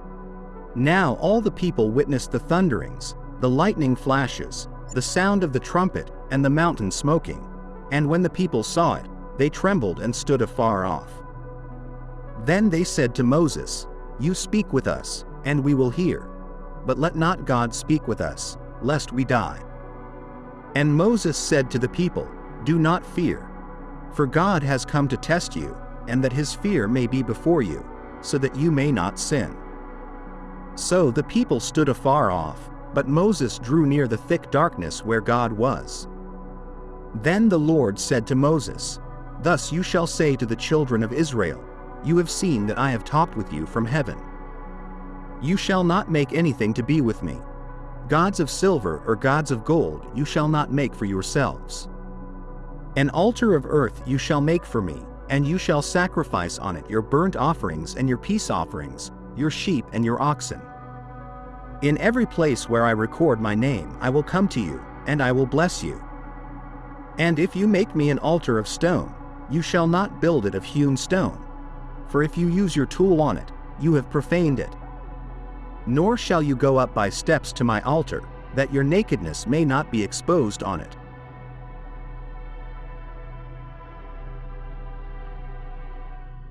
Exodus. Chapter 21. Laws regarding slaves. These are the laws you are to set before them. If you buy a Hebrew servant, he shall serve for 6 years, but in the 7th year, he shall go free without paying anything. If he came in by himself, he shall go out by himself. If he was married when he came in, then his wife shall go out with him. If his master gives him a wife, and she bears him sons or daughters, the wife and her children shall belong to her master, and the servant shall go out alone. But if the servant declares, I love my master, my wife, and my children, I will not go out free, then his master shall bring him to the judges. He shall take him to the door or the doorpost, and pierce his ear with an awl.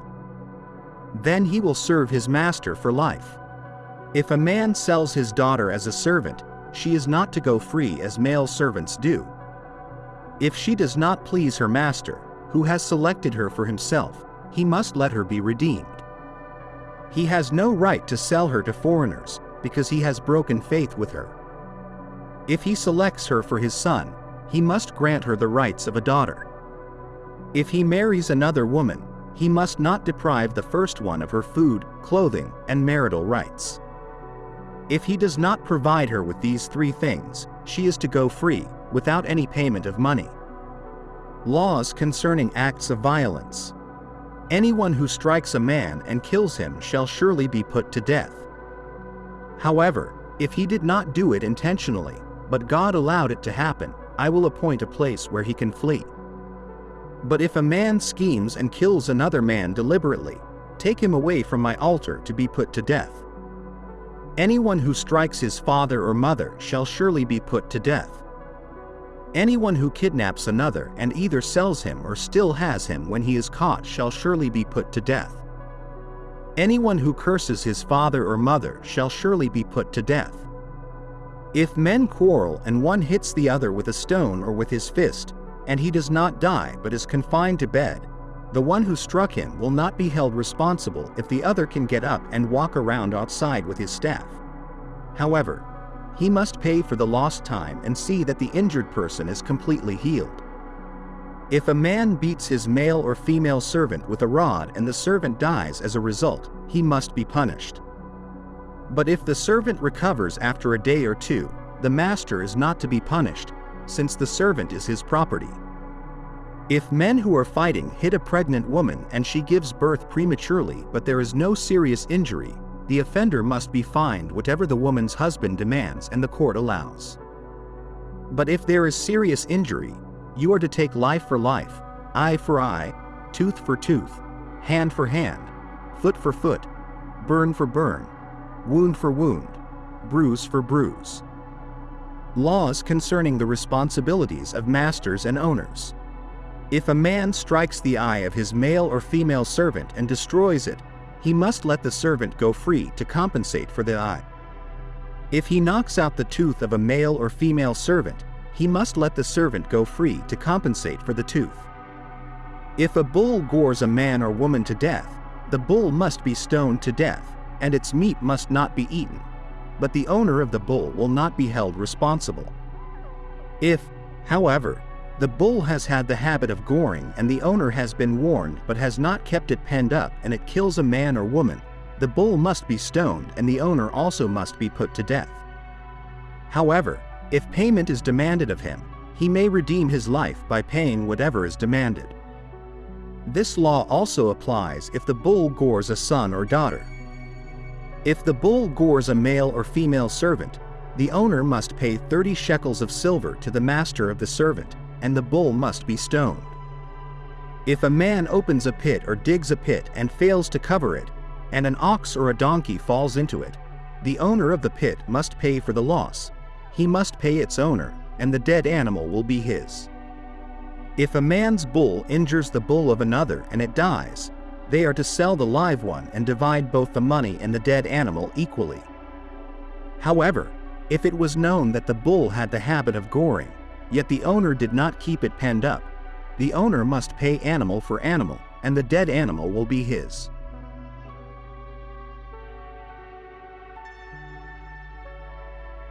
Exodus. Chapter 22. Laws about restitution. If someone steals an ox or a sheep and slaughters it or sells it, they must pay 5 oxen for the ox and 4 sheep for the sheep. If the thief is caught breaking in and is struck so that they die, the person who struck them is not guilty of their death. But if it happens after sunrise, the one responsible for the death shall be guilty of murder. The thief must make full restitution. If they have nothing, they shall be sold to pay for their theft. If what was stolen is found alive in their possession, whether ox, donkey, or sheep, they must pay double. If someone lets their animal graze in a field or vineyard and it wanders into someone else's field, they must make restitution from the best of their own field or vineyard. If a fire breaks out and spreads to thorn bushes and burns stacked grain, standing grain, or the entire field, the one who started the fire must make restitution for what was burned. If someone gives their neighbor silver or goods to keep and they are stolen from the neighbor's house, the thief, if caught, must pay double. If the thief is not found, the owner of the house must appear before the judges to determine whether they have laid hands on the other person's property.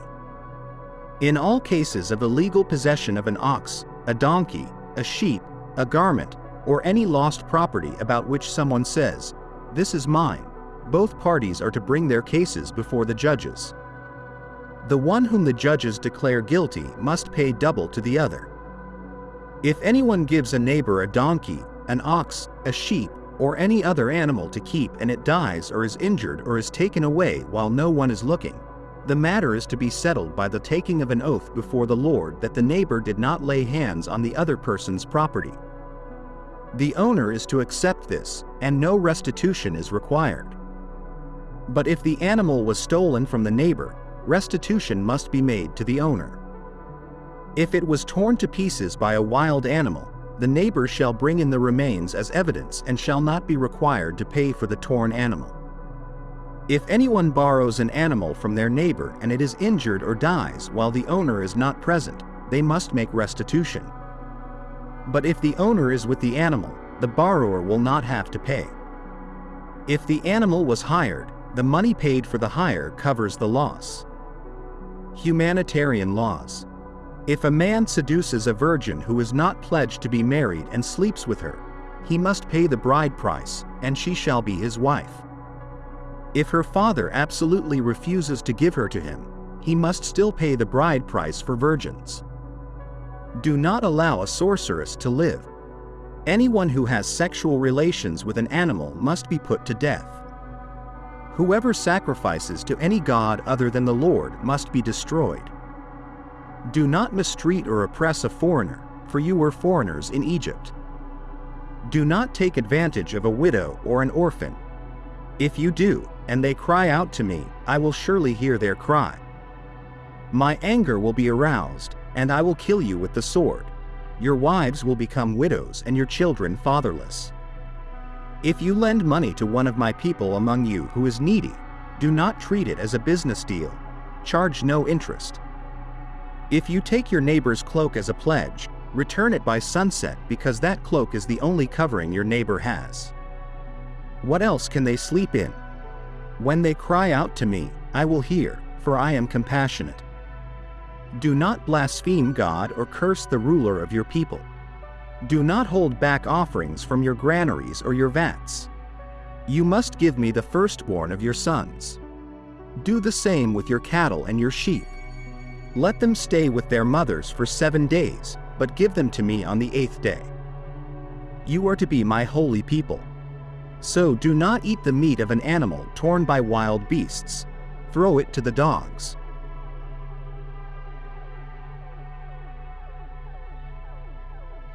Exodus.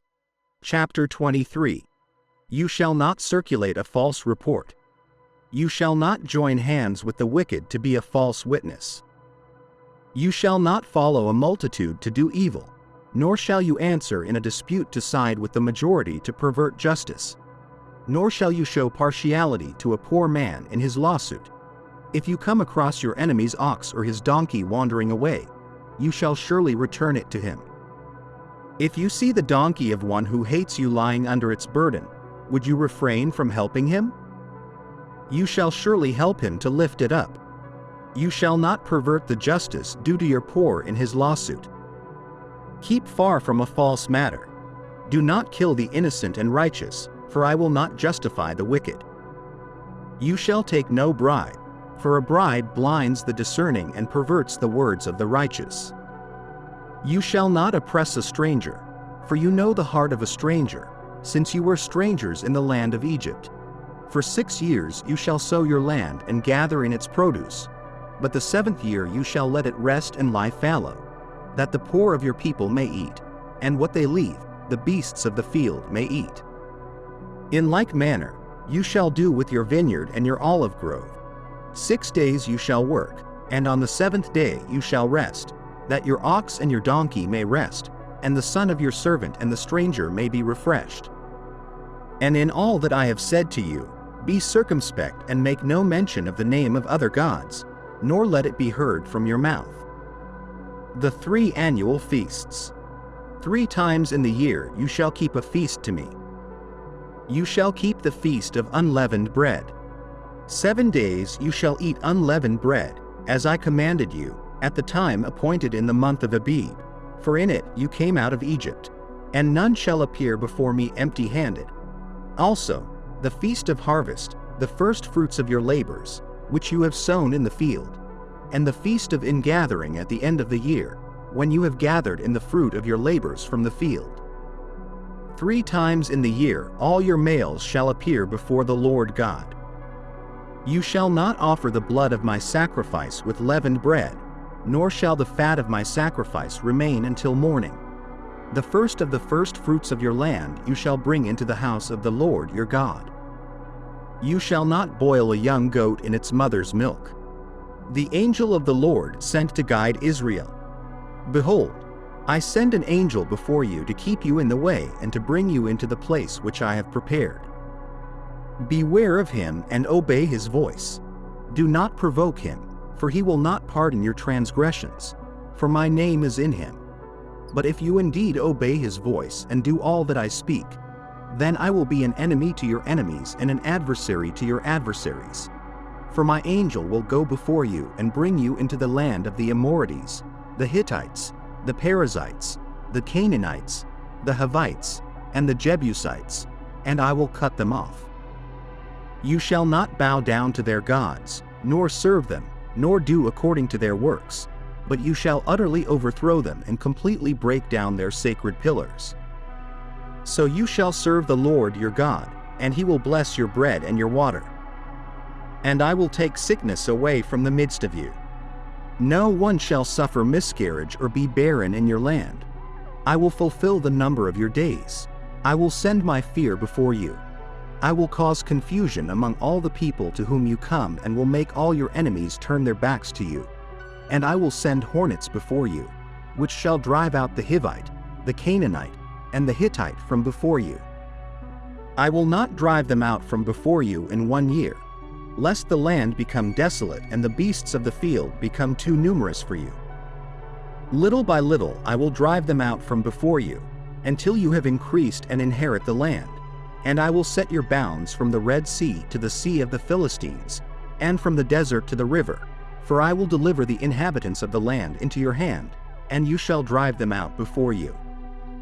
You shall make no covenant with them nor with their gods. They shall not dwell in your land, lest they make you sin against me. For if you serve their gods, it will surely be a snare to you.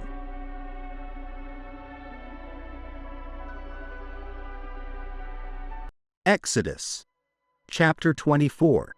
Moses and the elders on Mount Sinai. The Lord said to Moses, "Come up to the Lord, you and Aaron, Nadab, and Abihu, and 70 of the elders of Israel, and worship from afar. But Moses alone shall come near to the Lord, and they shall not come near, nor shall the people go up with him." Moses came and told the people all the words of the Lord, and all the laws. And all the people answered with one voice and said, "We will do all the words that the Lord has spoken." And Moses wrote all the words of the Lord. He rose early in the morning, built an altar at the foot of the mountain, and set up 12 pillars according to the 12 tribes of Israel. And he sent young men of the children of Israel, who offered burnt offerings and sacrificed bulls as peace offerings to the Lord. Moses took half of the blood and put it in basins, and the other half of the blood he sprinkled on the altar. Then he took the book of the covenant and read it in the hearing of the people, and they said, "All that the Lord has said we will do, and we will obey." Then Moses took the blood, sprinkled it on the people, and said, "Behold, the blood of the covenant which the Lord has made with you concerning all these words." Then Moses went up with Aaron, Nadab, and Abihu, and 70 of the elders of Israel, and they saw the God of Israel. Under his feet was something like a pavement of sapphire stone, as clear as the sky itself. But he did not lay his hand on the leaders of the children of Israel. They saw God, and they ate and drank. The Lord said to Moses, "Come up to me on the mountain and stay there, and I will give you the tablets of stone, and the law and commandments that I have written for their instruction." So Moses arose with his assistant Joshua, and Moses went up to the mountain of God. He said to the elders, "Wait for us here until we return to you. Aaron and Hur are with you. Whoever has a dispute, let him go to them." Moses went up the mountain, and a cloud covered the mountain. The glory of the Lord settled on Mount Sinai, and the cloud covered it for 6 days. On the 7th day, he called to Moses out of the midst of the cloud. The appearance of the glory of the Lord was like a consuming fire on the top of the mountain in the eyes of the children of Israel. Moses went into the midst of the cloud and went up the mountain. Moses was on the mountain for 40 days and 40 nights.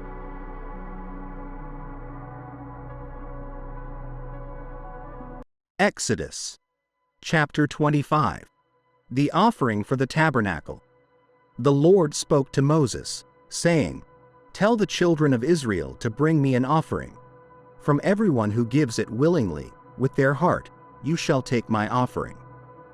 And this is the offering which you shall take from them: gold, silver, and bronze, blue, purple, and scarlet thread, fine linen, goat hair, ram skins dyed red, badger skins, and acacia wood, oil for the light, spices for the anointing oil and for the sweet incense, onyx stones, and stones to be set in the ephod and in the breastplate. And let them make me a sanctuary, that I may dwell among them. According to all that I show you, the pattern of the tabernacle and the pattern of all its furnishings, so you shall make it. The ark of the testimony. They shall make an ark of acacia wood. 2.5 cubits shall be its length, 1.5 cubits its width, and 1.5 cubits its height. And you shall overlay it with pure gold, inside and out you shall overlay it, and shall make on it a molding of gold all around. You shall cast 4 rings of gold for it and put them in its 4 corners. 2 rings shall be on one side, and 2 rings on the other side. And you shall make poles of acacia wood and overlay them with gold. You shall put the poles into the rings on the sides of the ark, that the ark may be carried by them. The poles shall remain in the rings of the ark, they shall not be taken from it. And you shall put into the ark the testimony which I will give you. You shall make a mercy seat of pure gold. 2.5 cubits shall be its length, and 1.5 cubits its width. And you shall make 2 cherubim of gold. Of hammered work you shall make them at the 2 ends of the mercy seat. Make 1 cherub at one end, and the other cherub at the other end. You shall make the cherubim at the 2 ends of it, of one piece with the mercy seat. And the cherubim shall stretch out their wings above, covering the mercy seat with their wings, and they shall face one another. The faces of the cherubim shall be toward the mercy seat. You shall put the mercy seat on top of the ark, and in the ark you shall put the testimony that I will give you. And there I will meet with you, and I will speak with you from above the mercy seat, from between the 2 cherubim which are on the ark of the testimony, about everything which I will give you in commandment to the children of Israel. The table for the showbread. You shall also make a table of acacia wood. 2 cubits shall be its length, 1 cubit its width, and 1.5 cubits its height. And you shall overlay it with pure gold, and make a molding of gold all around. You shall make for it a frame of a handbreadth all around, and you shall make a gold molding for the frame all around. And you shall make 4 rings of gold for it, and put the rings on the 4 corners that are at its 4 legs. The rings shall be close to the frame, as holders for the poles to bear the table. And you shall make the poles of acacia wood, and overlay them with gold, that the table may be carried with them. You shall make its dishes, its pans, its pitchers, and its bowls for pouring. You shall make them of pure gold. And you shall set the showbread on the table before me always. The golden lampstand. You shall also make a lampstand of pure gold. The lampstand shall be of hammered work. Its shaft, its branches, its bowls, its ornamental knobs, and flowers shall be of one piece. And 6 branches shall come out of its sides, 3 branches of the lampstand out of one side, and 3 branches of the lampstand out of the other side. 3 bowls shall be made like almond blossoms on one branch, with an ornamental knob and a flower, and 3 bowls made like almond blossoms on the other branch, with an ornamental knob and a flower, and so for the 6 branches that come out of the lampstand. On the lampstand itself 4 bowls shall be made like almond blossoms, each with its ornamental knob and flower.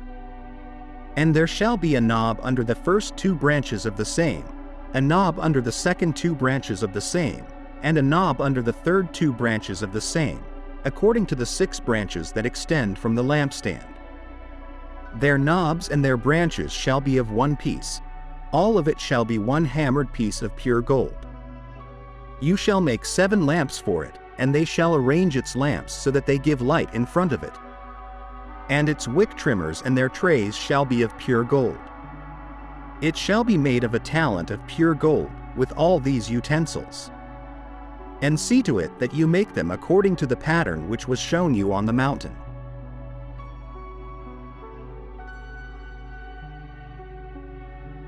Exodus. Chapter 26. The Tabernacle. You shall make the tabernacle with 10 curtains of fine twisted linen, blue, purple, and scarlet, and you shall make them with cherubim skillfully worked into them. The length of each curtain shall be 28 cubits, and the width of each curtain shall be 4 cubits. All the curtains shall have the same measurement. 5 curtains shall be joined to one another, and the other 5 curtains joined to one another. And you shall make loops of blue on the edge of the outermost curtain of the first set, and do likewise on the edge of the outermost curtain of the second set. You shall make 50 loops on the edge of one curtain, and 50 loops on the edge of the curtain that is in the second set. The loops shall be opposite one another. You shall also make 50 clasps of gold, and join the curtains to one another with the clasps, so that the tabernacle may be one whole. You shall also make curtains of goat's hair for a tent over the tabernacle. You shall make 11 curtains. The length of each curtain shall be 30 cubits, and the width of each curtain shall be 4 cubits. The 11 curtains shall all have the same measurement. You shall join 5 curtains by themselves, and the other 6 curtains by themselves, and you shall fold the 6th curtain in the front of the tabernacle. You shall make 50 loops on the edge of the curtain at the outermost part of the first set, and 50 loops on the edge of the curtain at the outermost part of the second set. You shall make 50 clasps of bronze, and put the clasps into the loops, and join the tent together so that it may be one whole. The part that remains of the curtains of the tent, the half curtain that remains, shall hang over the back of the tabernacle. And the cubit on one side and the cubit on the other side of what remains in the length of the curtains of the tent shall hang over the sides of the tabernacle on this side and on that side, to cover it. You shall also make a covering for the tent of ram skins dyed red, and a covering of porpoise skins above. You shall make upright boards of acacia wood for the tabernacle. The length of each board shall be 10 cubits, and the width of each board a cubit and a half. Each board shall have 2 tenons, joined to one another. You shall make all the boards of the tabernacle in this way. You shall make the boards for the tabernacle, 20 boards for the south side. You shall make 40 silver bases under the 20 boards, 2 bases under one board for its 2 tenons, and 2 bases under another board for its 2 tenons. For the second side of the tabernacle, on the north side, there shall be 20 boards, and their 40 silver bases, 2 bases under one board, and 2 bases under another board. For the rear of the tabernacle, to the west, you shall make 6 boards. You shall also make 2 boards for the 2 corners of the tabernacle at the rear. They shall be doubled at the bottom, and together they shall be complete to the top at the first ring. It shall be this way for both of them, they shall form the 2 corners. So there shall be 8 boards with their bases of silver, 16 bases, 2 bases under one board, and 2 bases under another board. You shall also make 5 bars of acacia wood for the boards on one side of the tabernacle, and 5 bars for the boards on the other side of the tabernacle, and 5 bars for the boards of the side of the tabernacle at the rear to the west. The middle bar shall pass through the boards from end to end. You shall overlay the boards with gold and make their rings of gold to hold the bars, and you shall overlay the bars with gold. You shall erect the tabernacle according to the plan that you were shown on the mountain. You shall make a veil of blue, purple, and scarlet, and fine twisted linen. It shall be made with cherubim skillfully worked into it. And you shall hang it on 4 pillars of acacia wood overlaid with gold, with hooks of gold, on 4 bases of silver. You shall hang the veil under the clasps, and bring the ark of the testimony there, within the veil. And the veil shall separate for you the holy place from the most holy place. You shall put the mercy seat on the ark of the testimony in the most holy place. You shall set the table outside the veil, and the lampstand on the south side of the tabernacle opposite the table, and you shall put the table on the north side. You shall make a screen for the entrance of the tent, of blue, purple, and scarlet, and fine twisted linen, embroidered with needlework. You shall make 5 pillars of acacia wood for the screen and overlay them with gold. Their hooks shall be of gold, and you shall cast 5 bases of bronze for them.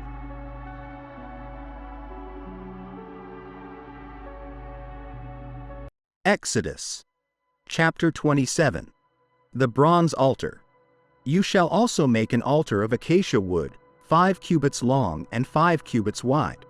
The altar shall be square, and its height shall be 3 cubits. You shall make horns on its 4 corners. Its horns shall be part of it, and you shall overlay it with bronze.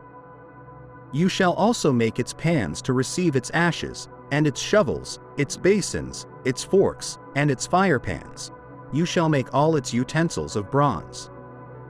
You shall make a grating for it, a network of bronze, and on the network you shall make 4 bronze rings at its 4 corners. You shall put it under the ledge of the altar beneath, that the network may be midway up the altar. And you shall make poles for the altar, poles of acacia wood, and overlay them with bronze. The poles shall be put in the rings, and the poles shall be on the 2 sides of the altar to bear it. You shall make it hollow with boards. As it was shown to you on the mountain, so shall they make it. The court of the tabernacle. You shall make the court of the tabernacle. For the south side there shall be hangings for the court made of fine woven linen, 100 cubits long for one side. And its 20 pillars and their 20 sockets shall be bronze. The hooks of the pillars and their bands shall be silver. Likewise, along the length of the north side, there shall be hangings 100 cubits long, with its 20 pillars and their 20 sockets of bronze, and the hooks of the pillars and their bands of silver.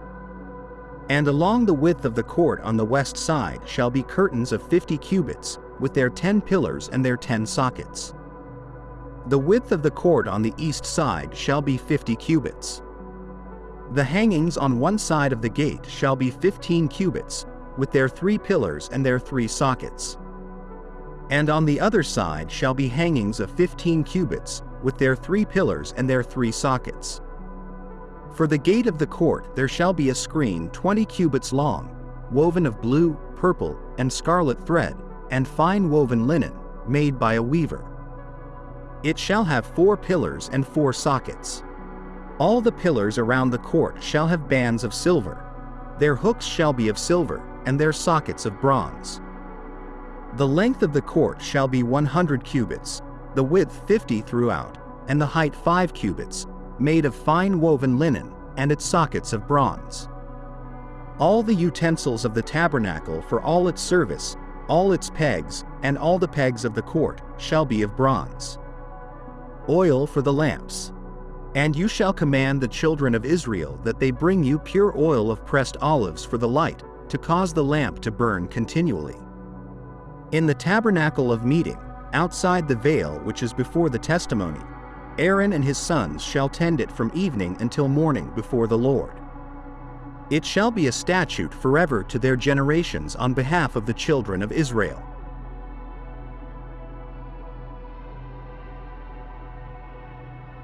Exodus chapter 28. The priestly garments. Bring near to you your brother Aaron, and his sons with him, from among the children of Israel, that they may minister to me as priests: Aaron, Nadab, Abihu, Eleazar, and Ithamar, the sons of Aaron. And you shall make holy garments for your brother Aaron, for glory and for beauty. You shall speak to all who are gifted artisans, whom I have filled with the spirit of wisdom, that they may make Aaron's garments, to consecrate him, so that he may serve me as a priest. These are the garments they shall make: a breastplate, an ephod, a robe, a skillfully woven tunic, a turban, and a sash. They shall make holy garments for your brother Aaron and his sons, that they may serve me as priests. They shall take the gold, blue, purple, and scarlet thread, and fine linen, and they shall make the ephod of gold, blue, purple, and scarlet thread, and fine woven linen, artistically worked. It shall have 2 shoulder straps joined at its 2 edges, and so it shall be joined together. And the intricately woven band of the ephod, which is on it, shall be of the same workmanship, made of gold, blue, purple, and scarlet thread, and fine woven linen. Then you shall take 2 onyx stones and engrave on them the names of the sons of Israel, 6 of their names on one stone, and the remaining 6 names on the other stone, according to their birth order. With the work of an engraver in stone, like the engravings of a signet, you shall engrave the 2 stones with the names of the sons of Israel. You shall set them in settings of gold. And you shall put the 2 stones on the shoulders of the ephod as memorial stones for the sons of Israel. So Aaron shall bear their names before the Lord on his 2 shoulders as a memorial. You shall make settings of gold, and 2 chains of pure gold like braided cords, and fasten the braided chains to the settings. You shall also make the breastplate of judgment. Artistically woven according to the workmanship of the ephod, you shall make it, of gold, blue, purple, and scarlet thread, and fine woven linen. It shall be square and doubled. A span shall be its length, and a span shall be its width. And you shall put settings of stones in it, 4 rows of stones. The first row shall be a sardius, a topaz, and an emerald. The second row shall be a turquoise, a sapphire, and a diamond. The third row, a jacinth, an agate, and an amethyst. And the fourth row, a beryl, an onyx, and a jasper. They shall be set in gold settings. And the stones shall have the names of the sons of Israel, 12 according to their names, like the engravings of a signet, each one with its own name, according to the 12 tribes. You shall make chains for the breastplate at the ends, like braided cords of pure gold. And you shall make 2 rings of gold for the breastplate and put the 2 rings on the 2 ends of the breastplate. Then you shall put the 2 braided chains of gold in the 2 rings which are on the ends of the breastplate, and the other 2 ends of the 2 braided chains you shall fasten to the 2 settings and put them on the shoulder straps of the ephod in the front. You shall make 2 rings of gold and put them on the 2 ends of the breastplate, on the edge of it, which is on the inner side of the ephod. And you shall make 2 other rings of gold and put them on the 2 shoulder straps, underneath the ephod toward its front, right at the seam above the intricately woven band of the ephod. They shall bind the breastplate by means of its rings to the rings of the ephod using a blue cord, so that it is above the intricately woven band of the ephod, and so that the breastplate does not come loose from the ephod. So Aaron shall bear the names of the sons of Israel on the breastplate of judgment over his heart when he goes into the holy place, as a memorial before the Lord continually. And you shall put in the breastplate of judgment the Urim and the Thummim, and they shall be over Aaron's heart when he goes in before the Lord. So Aaron shall bear the judgment of the children of Israel over his heart before the Lord continually. You shall make the robe of the ephod all of blue. There shall be an opening for his head in the middle of it. It shall have a woven binding all around its opening, like the opening in a coat of mail, so that it does not tear. And upon its hem you shall make pomegranates of blue, purple, and scarlet, all around its hem, and bells of gold between them all around. A golden bell and a pomegranate, a golden bell and a pomegranate, upon the hem of the robe all around. And it shall be upon Aaron when he ministers, and its sound will be heard when he goes into the holy place before the Lord and when he comes out, so that he does not die.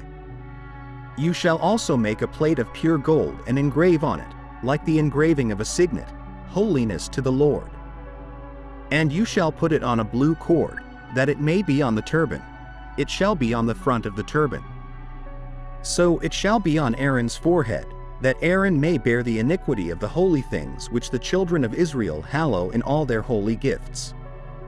And it shall always be on his forehead, that they may be accepted before the Lord. You shall skillfully weave the tunic of fine linen thread, and you shall make the turban of fine linen, and you shall make the sash of woven work. For Aaron's sons, you shall make tunics, and you shall make sashes for them. And you shall make hats for them, for glory and beauty. So you shall put them on Aaron your brother and on his sons with him. You shall anoint them, consecrate them, and sanctify them, that they may minister to me as priests. And you shall make for them linen trousers to cover their nakedness. They shall reach from the waist to the thighs. They shall be on Aaron and on his sons when they come into the tabernacle of meeting, or when they come near the altar to minister in the holy place, so that they do not incur iniquity and die. It shall be a statute forever to him and his descendants after him.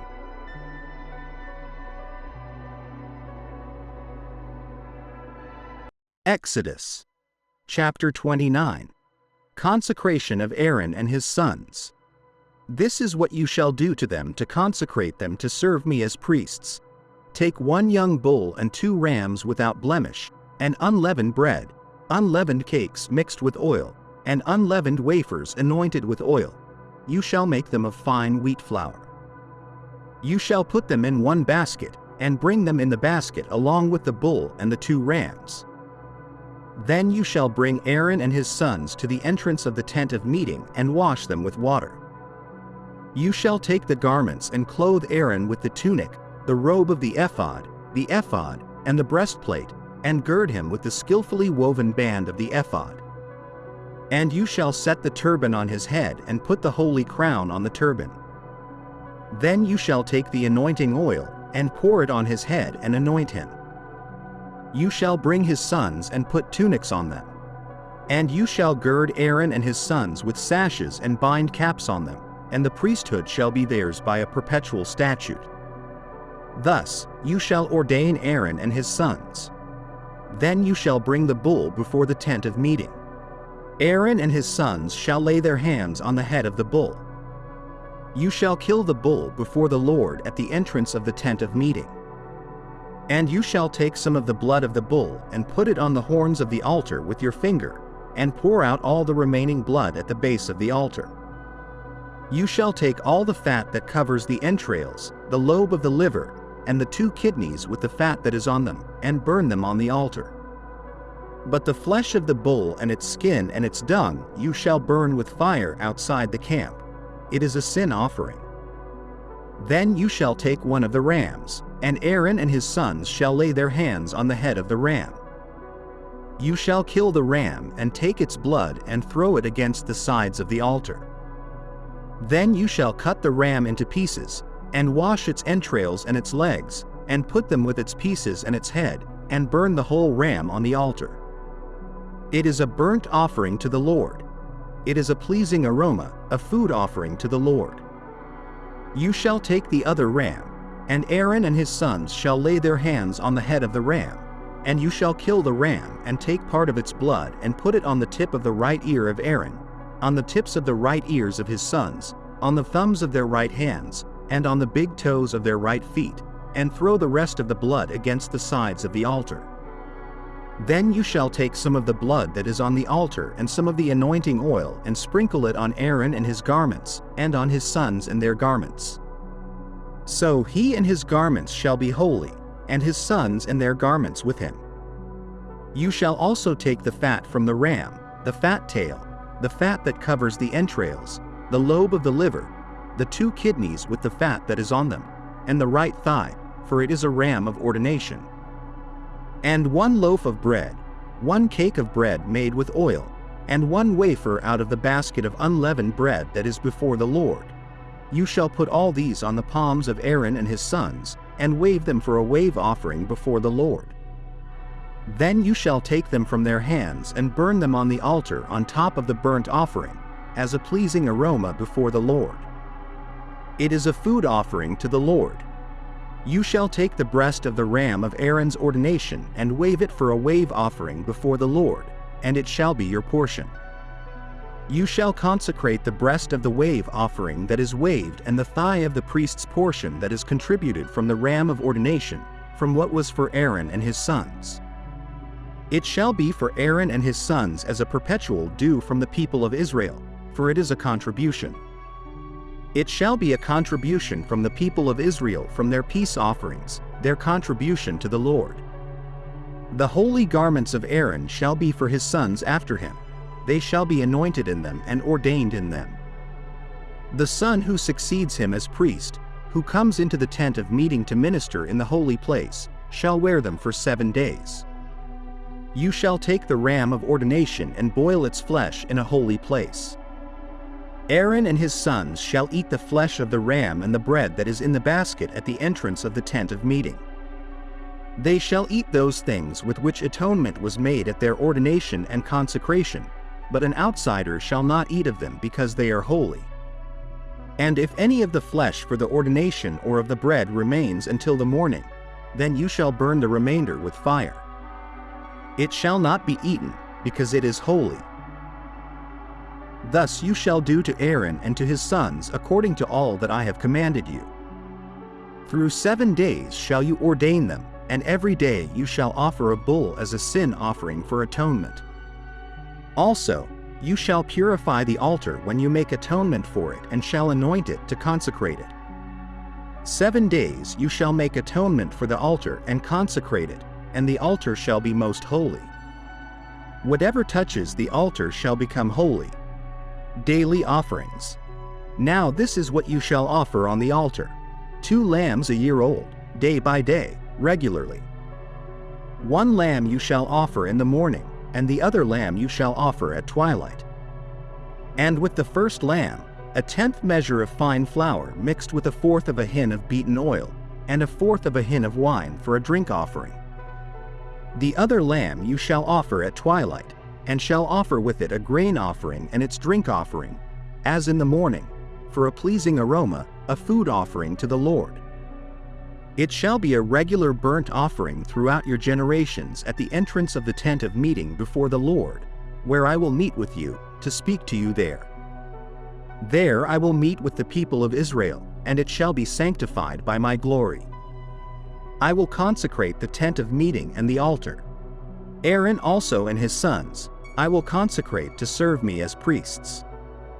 I will dwell among the people of Israel and will be their God. And they shall know that I am the Lord their God, who brought them out of the land of Egypt that I might dwell among them. I am the Lord their God.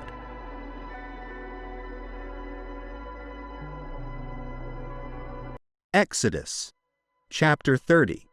The altar of incense. You shall also make an altar to burn incense on. You shall make it of acacia wood. Its length shall be a cubit, and its width a cubit. It shall be square, and its height shall be 2 cubits. Its horns shall be of one piece with it.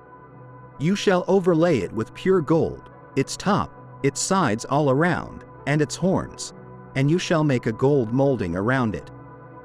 You shall make 2 gold rings for it under its molding, on both sides. They shall be holders for the poles with which to carry it. You shall make the poles of acacia wood, and overlay them with gold. You shall put it before the veil that is by the ark of the testimony, before the mercy seat that is over the testimony, where I will meet with you. Aaron shall burn fragrant incense on it. Every morning when he trims the lamps, he shall burn incense. And when Aaron lights the lamps at twilight, he shall burn incense on it, a perpetual incense before the Lord throughout your generations. You shall not offer strange incense on it, or a burnt offering, or a grain offering, nor shall you pour a drink offering on it. And Aaron shall make atonement upon its horns once a year with the blood of the sin offering of atonement. Once a year he shall make atonement upon it throughout your generations. It is most holy to the Lord. The ransom money. Then the Lord spoke to Moses, saying, When you take the census of the children of Israel for their number, every man shall give a ransom for himself to the Lord when you number them, that there may be no plague among them when you number them. This is what everyone among those who are numbered shall give. Half a shekel according to the shekel of the sanctuary. A shekel is 20 gerahs. The half shekel shall be an offering to the Lord. Everyone included among those who are numbered, from 20 years old and above, shall give an offering to the Lord. The rich shall not give more, and the poor shall not give less than half a shekel, when you give an offering to the Lord to make atonement for yourselves. And you shall take the atonement money of the children of Israel, and shall appoint it for the service of the tabernacle of meeting, that it may be a memorial for the children of Israel before the Lord, to make atonement for yourselves. The bronze laver. Then the Lord spoke to Moses, saying, You shall also make a laver of bronze, with its base also of bronze, for washing. You shall put it between the tabernacle of meeting and the altar. And you shall put water in it, for Aaron and his sons shall wash their hands and their feet in water from it. When they go into the tabernacle of meeting, or when they come near the altar to minister, to burn an offering made by fire to the Lord, they shall wash with water, lest they die. So they shall wash their hands and their feet, lest they die. And it shall be a statute forever to them, to him and his descendants throughout their generations. The holy anointing oil and incense. Moreover, the Lord spoke to Moses, saying, Also take for yourself quality spices, 500 shekels of liquid myrrh, half as much sweet-smelling cinnamon, 250 shekels, 250 shekels of sweet-smelling cane, 500 shekels of cassia, according to the shekel of the sanctuary, and a hin of olive oil. And you shall make from these a holy anointing oil, an ointment compounded according to the art of the perfumer. It shall be a holy anointing oil. With it, you shall anoint the tabernacle of meeting and the ark of the testimony, the table and all its utensils, the lampstand and its utensils, and the altar of incense, the altar of burnt offering with all its utensils, and the laver and its base. You shall consecrate them, that they may be most holy. Whatever touches them must be holy. And you shall anoint Aaron and his sons and consecrate them, that they may minister to me as priests. And you shall speak to the children of Israel, saying, This shall be a holy anointing oil to me throughout your generations. It shall not be poured on man's flesh, nor shall you make any other like it, according to its composition. It is holy, and it shall be holy to you. Whoever compounds any like it, or whoever puts any of it on an outsider, shall be cut off from his people. And the Lord said to Moses, Take sweet spices, stacte and onycha and galbanum, and pure frankincense with these sweet spices. There shall be equal amounts of each. You shall make of these an incense, a compound according to the art of the perfumer, salted, pure, and holy. And you shall beat some of it very fine, and put some of it before the testimony in the tabernacle of meeting where I will meet with you. It shall be most holy to you. But as for the incense which you shall make, you shall not make any for yourselves, according to its composition. It shall be to you holy for the Lord. Whoever makes any like it, to smell it, he shall be cut off from his people.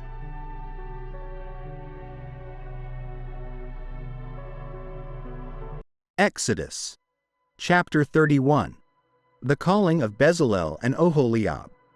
The Lord spoke to Moses, saying, See, I have called by name Bezalel, the son of Uri, the son of Hur, of the tribe of Judah. I have filled him with the Spirit of God, with wisdom, understanding, knowledge, and all kinds of craftsmanship, to design artistic works, to work in gold, silver, and bronze, in the cutting of stones for setting, and in the carving of wood, to work in all kinds of craftsmanship. And indeed, I have appointed with him Oholiab, the son of Ahisamach, of the tribe of Dan, and I have given wisdom to all the skilled craftsmen, so that they may make everything I have commanded you, the tent of meeting, the ark of the testimony, the mercy seat that is on it, and all the furnishings of the tabernacle, the table and its utensils, the pure gold lampstand and all its utensils, the altar of incense, the altar of burnt offering and all its utensils, the basin and its stand, the woven garments, the holy garments for Aaron the priest, and the garments of his sons to minister the anointing oil and the fresh incense. They shall make them according to all that I have commanded you. The Sabbath as a sign. The Lord spoke to Moses further, saying, Speak also to the children of Israel, saying, Surely you shall keep my Sabbaths, for it is a sign between me and you throughout your generations, that you may know that I am the Lord who sanctifies you. Therefore you shall keep the Sabbath, for it is holy to you. Everyone who profanes it shall surely be put to death, for whoever does any work on it, that person shall be cut off from among his people.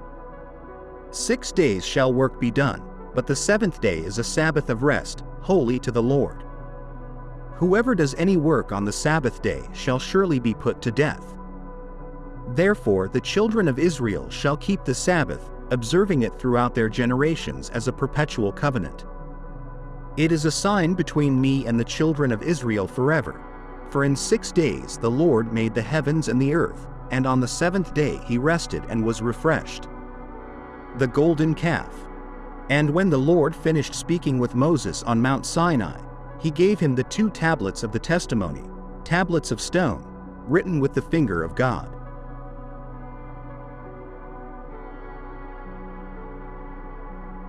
Exodus. Chapter 32. When the people saw that Moses delayed coming down from the mountain, they gathered around Aaron and said to him, "Get up, make us gods that will go before us. Because as for this Moses, the man who brought us out of the land of Egypt, we do not know what has become of him." And Aaron said to them, "Take off the golden earrings that are in the ears of your wives, your sons, and your daughters, and bring them to me." So all the people took off the golden earrings which were in their ears and brought them to Aaron. He took them from their hands, fashioned it with an engraving tool, and made a molded calf. Then they said, "Israel, these are your gods, who brought you out of the land of Egypt." When Aaron saw this, he built an altar before it, and Aaron made a proclamation and said, "Tomorrow shall be a feast to the Lord." So they rose early the next day, offered burnt offerings, and brought peace offerings, and the people sat down to eat and drink and rose up to revel. Then the Lord said to Moses, "Go down at once, for your people, whom you brought up out of the land of Egypt, have corrupted themselves. They have quickly turned aside from the way that I commanded them. They have made for themselves a molded calf, worshipped it, and sacrificed to it, and said, 'Israel, these are your gods, who brought you out of the land of Egypt.'" The Lord said further to Moses, "I have seen this people, and indeed it is a stiff-necked people. Now leave me alone so that my anger may burn against them and that I may consume them. And I will make of you a great nation." But Moses pleaded with the Lord his God and said, "Lord, why does your wrath burn against your people, whom you brought out of the land of Egypt with great power and a mighty hand? Why should the Egyptians say, 'With evil intent he brought them out, to kill them in the mountains and to wipe them off the face of the earth'? Turn from your fierce anger. Relent and do not bring disaster on your people. Remember your servants Abraham, Isaac, and Israel, to whom you swore by your own self and said, 'I will make your descendants as numerous as the stars in the sky, and I will give your descendants all this land I promised them, and it will be their inheritance forever.' Then the Lord relented from the disaster he had threatened to bring on his people.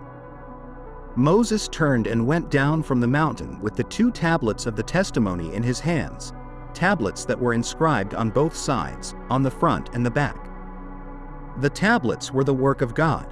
The writing was the writing of God, engraved on the tablets. When Joshua heard the noise of the people shouting, he said to Moses, "There is a sound of war in the camp." But Moses replied, "It is not the sound of victory, nor is it the sound of defeat. It is the sound of singing that I hear." When Moses approached the camp and saw the calf and the dancing, his anger burned, and he threw the tablets out of his hands, breaking them to pieces at the foot of the mountain. He took the calf they had made, burned it in the fire, ground it to powder, scattered it on the water, and made the Israelites drink it. Moses said to Aaron, "What did this people do to you, that you brought such a great sin upon them?" Aaron answered, "Do not let my Lord be angry. You know how prone these people are to evil. They said to me, 'Make us gods who will go before us.' As for this Moses, the man who brought us up out of Egypt, we do not know what has happened to him." So I told them, "Whoever has gold, take it off." Then they gave me the gold. I threw it into the fire, and out came this calf. Moses saw that the people were running wild and that Aaron had let them get out of control and so become a laughingstock to their enemies.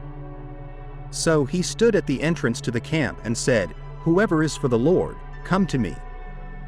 And all the Levites rallied to him.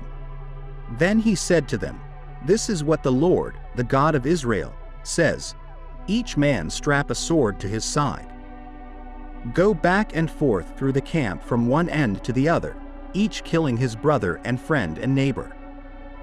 The Levites did as Moses commanded, and about 3,000 of the people died that day. Then Moses said, "Today you have been set apart to the Lord, for you were against your own sons and brothers, and he has blessed you this day."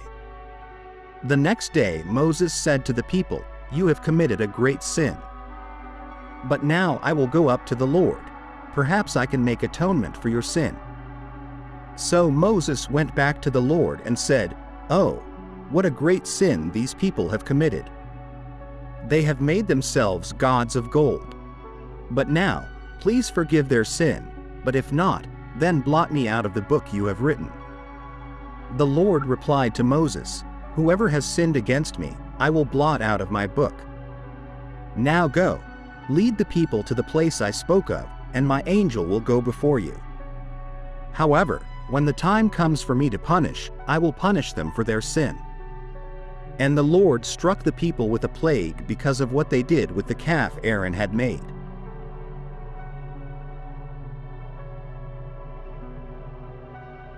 Exodus chapter 33. The promise of God's presence.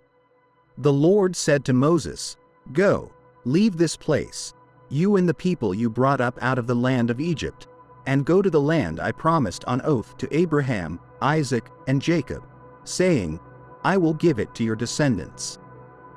I will send an angel before you and drive out the Canaanites, Amorites, Hittites, Perizzites, Hivites, and Jebusites, to a land flowing with milk and honey, but I will not go up among you, because you are a stiff-necked people, lest I consume you on the way." When the people heard this bad news, they mourned, and no one put on their ornaments. For the Lord had said to Moses, "Say to the Israelites, you are a stiff-necked people. If for a single moment I were to go up among you, I would consume you. Now, take off your ornaments, that I may know what to do with you." So the Israelites stripped themselves of their ornaments from Mount Horeb onward. Now Moses took the tent and pitched it outside the camp, far off from the camp, and called it the tent of meeting. Anyone seeking the Lord would go out to the tent of meeting, which was outside the camp. Whenever Moses went out to the tent, all the people would rise and stand, each at the door of their tent, and watch Moses until he had gone into the tent. When Moses entered the tent, the pillar of cloud would descend and stand at the door of the tent, and the Lord would speak with Moses. And when all the people saw the pillar of cloud standing at the door of the tent, all the people would rise and worship, each at the door of their tent.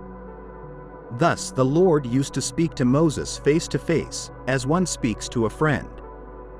Then Moses would return to the camp, but his young assistant Joshua, son of Nun, did not leave the tent. Moses said to the Lord, "See, you have told me, bring up this people, but you have not let me know whom you will send with me. Yet you have said, I know you by name, and you have also found favor in my sight. Now, therefore, if I have found favor in your sight, please show me now your ways, that I may know you in order to find favor in your sight. And consider too that this nation is your people." And he said, "My presence will go with you, and I will give you rest." And Moses said to him, "If your presence will not go with me, do not bring us up from here. For how shall it be known that I have found favor in your sight, I and your people? Is it not in your going with us, so that we are distinct, I and your people, from every other people on the face of the earth?" And the Lord said to Moses, "This very thing that you have spoken I will do, for you have found favor in my sight, and I know you by name." Moses said, "Please show me your glory." And the Lord said, "I will make all my goodness pass before you and will proclaim before you my name, the Lord." And I will be gracious to whom I will be gracious, and will show mercy on whom I will show mercy. But, he said, you cannot see my face, for no one shall see me and live. And the Lord said, behold, there is a place by me where you shall stand on the rock, and while my glory passes by, I will put you in a cleft of the rock, and I will cover you with my hand until I have passed by. Then I will take away my hand, and you shall see my back, but my face shall not be seen.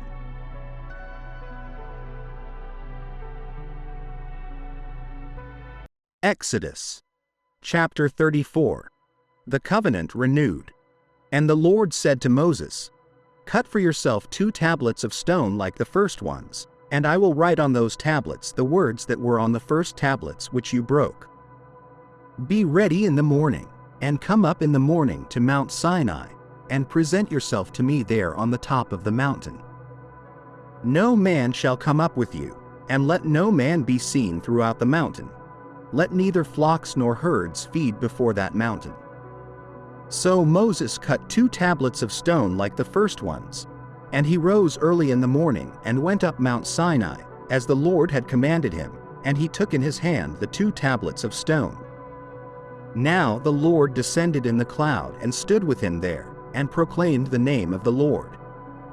And the Lord passed before him and proclaimed, the Lord God, merciful and gracious, slow to anger, and abounding in steadfast love and truth, keeping mercy for thousands, forgiving iniquity and transgression and sin, and by no means clearing the guilty, visiting the iniquity of the fathers upon the children and the children's children, to the 3rd and the 4th generation. So Moses made haste and bowed his head toward the earth and worshipped. And he said, if now I have found grace in your sight, O Lord, let my Lord, I pray, go among us, even though we are a stiff-necked people, and pardon our iniquity and our sin, and take us as your inheritance. And he said, behold, I make a covenant. Before all your people, I will do marvels such as have not been done in all the earth nor in any nation, and all the people among whom you are shall see the work of the Lord. For it is an awesome thing that I will do with you. Warning against the idolatry of Canaan. Observe what I command you this day. Behold, I am driving out from before you the Amorite, the Canaanite, the Hittite, the Perizzite, the Hivite, and the Jebusite. Take heed to yourself, lest you make a covenant with the inhabitants of the land where you are going, lest it be a snare in your midst. But you shall destroy their altars, break their sacred pillars, and cut down their wooden images, for you shall worship no other God, for the Lord, whose name is jealous, is a jealous God. Lest you make a covenant with the inhabitants of the land, and they play the harlot with their gods and make sacrifice to their gods, and one of them invites you, and you eat of his sacrifice, and you take of their daughters for your sons, and their daughters play the harlot with their gods and make your sons play the harlot with their gods. You shall make no molded gods for yourselves. Annual feasts. The feast of unleavened bread you shall keep. 7 days you shall eat unleavened bread, as I commanded you, in the appointed time of the month of Abib. For in the month of Abib you came out from Egypt. All that open the womb are mine, and every male firstborn among your livestock, whether ox or sheep. But the firstborn of a donkey you shall redeem with a lamb. And if you will not redeem him, then you shall break his neck. All the firstborn of your sons you shall redeem, and none shall appear before me empty-handed.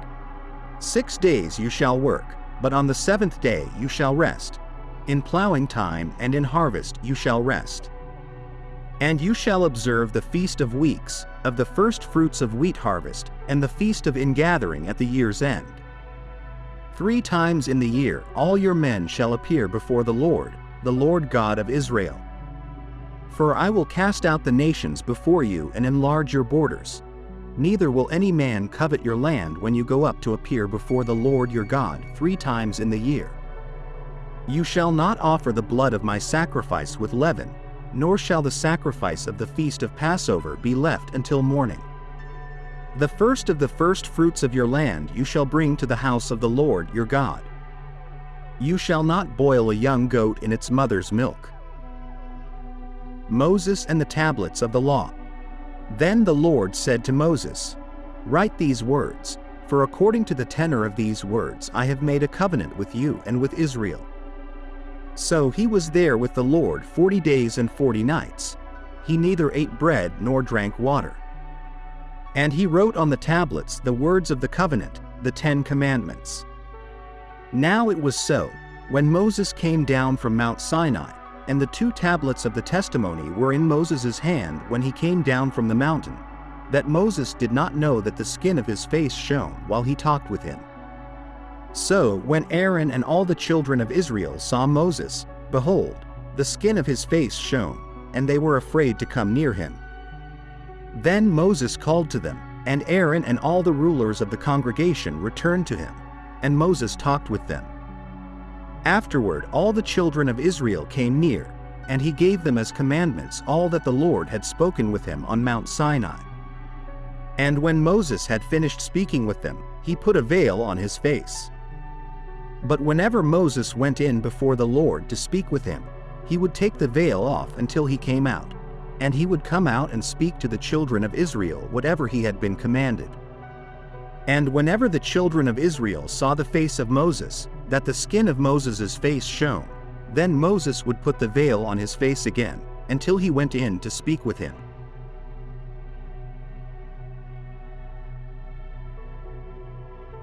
Exodus chapter 35. Regulations for the Sabbath day. Moses assembled the whole congregation of the children of Israel and said to them, "These are the things that the Lord has commanded to be done. 6 days shall work be done, but the 7th day shall be a holy day for you, a Sabbath of rest to the Lord. Whoever does any work on it shall be put to death. You shall not kindle a fire in any of your dwellings on the Sabbath day." Offerings for the tabernacle. And Moses spoke to the entire congregation of the children of Israel, saying, "This is what the Lord has commanded. Take from among you an offering to the Lord. Everyone who is willing, let them bring it to the Lord. Gold, silver, bronze, blue, purple, scarlet, fine linen, goat hair, ram skins dyed red, badger skins, acacia wood, oil for the light, spices for the anointing oil and for the fragrant incense, and onyx stones and gemstones to be set in the ephod and the breastplate. The work of the tabernacle. All who are skilled among you are to come and make everything that the Lord has commanded. The tabernacle, its tent, its covering, its clasps, its boards, its bars, its pillars, and its sockets, the ark and its poles, the mercy seat, and the veil of the covering, the table and its poles, and all its utensils, and the showbread, the lampstand for light and its utensils, its lamps, and the oil for the light, the altar of incense and its poles, the anointing oil, the fragrant incense, and the screen for the entrance to the tabernacle. The altar of burnt offering, its bronze grating, its poles, and all its utensils, and the basin with its stand, the curtains of the courtyard, its pillars and their sockets, the curtain for the gate of the courtyard, the tent pegs of the tabernacle, and the tent pegs of the courtyard and their cords, the garments for ministry, for serving in the holy place, the holy garments for Aaron the priest, and the garments of his sons to minister as priests. The people bring their offerings. Then the whole congregation of the children of Israel left from Moses' presence. And everyone whose heart was stirred, and everyone whose spirit was willing, brought the Lord's offering for the work of the tabernacle of meeting, for all its service, and for the holy garments. Both men and women came, all whose hearts were willing, and brought brooches, earrings, rings, bracelets, and all kinds of gold jewelry, every person who presented an offering of gold to the Lord. And everyone who had blue, purple, scarlet yarn, fine linen, goat hair, ram skins dyed red, or badger skins brought them. Everyone who could make an offering of silver or bronze brought it as the Lord's offering, and everyone who had acacia wood brought it for all the work of the service. All the skilled women spun with their hands, and brought what they had spun: blue, purple, scarlet, or fine linen. And all the women whose hearts were stirred with wisdom spun the goat hair. The leaders brought onyx stones and other gemstones to be mounted on the ephod and breastplate, and spices and oil for the light, for the anointing oil, and for the fragrant incense. All the men and women of Israel who were willing brought a freewill offering to the Lord for all the work the Lord had commanded them to do through Moses. The call of Bezalel and Oholiab. Then Moses said to the children of Israel, "See, the Lord has called by name Bezalel the son of Uri, the son of Hur, of the tribe of Judah, and he has filled him with the Spirit of God, with wisdom, with understanding, with knowledge, and with all kinds of craftsmanship, to design artistic works, to work in gold, silver, and bronze, in the cutting of stones for setting, and in carving wood, to work in all kinds of artistic craftsmanship. And he has given him and Oholiab, the son of Ahisamach, of the tribe of Dan, the ability to teach others. He has filled them with skill to do all kinds of work as craftsmen, designers, embroiderers in blue, purple, and scarlet yarn, and fine linen, and weavers, all of them skilled workers and designers."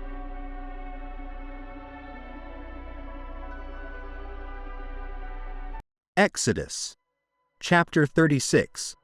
Thus Bezalel, Oholiab, and every skilled person to whom the Lord had given wisdom and understanding to know how to carry out all the work of the sanctuary's service, shall do everything that the Lord has commanded.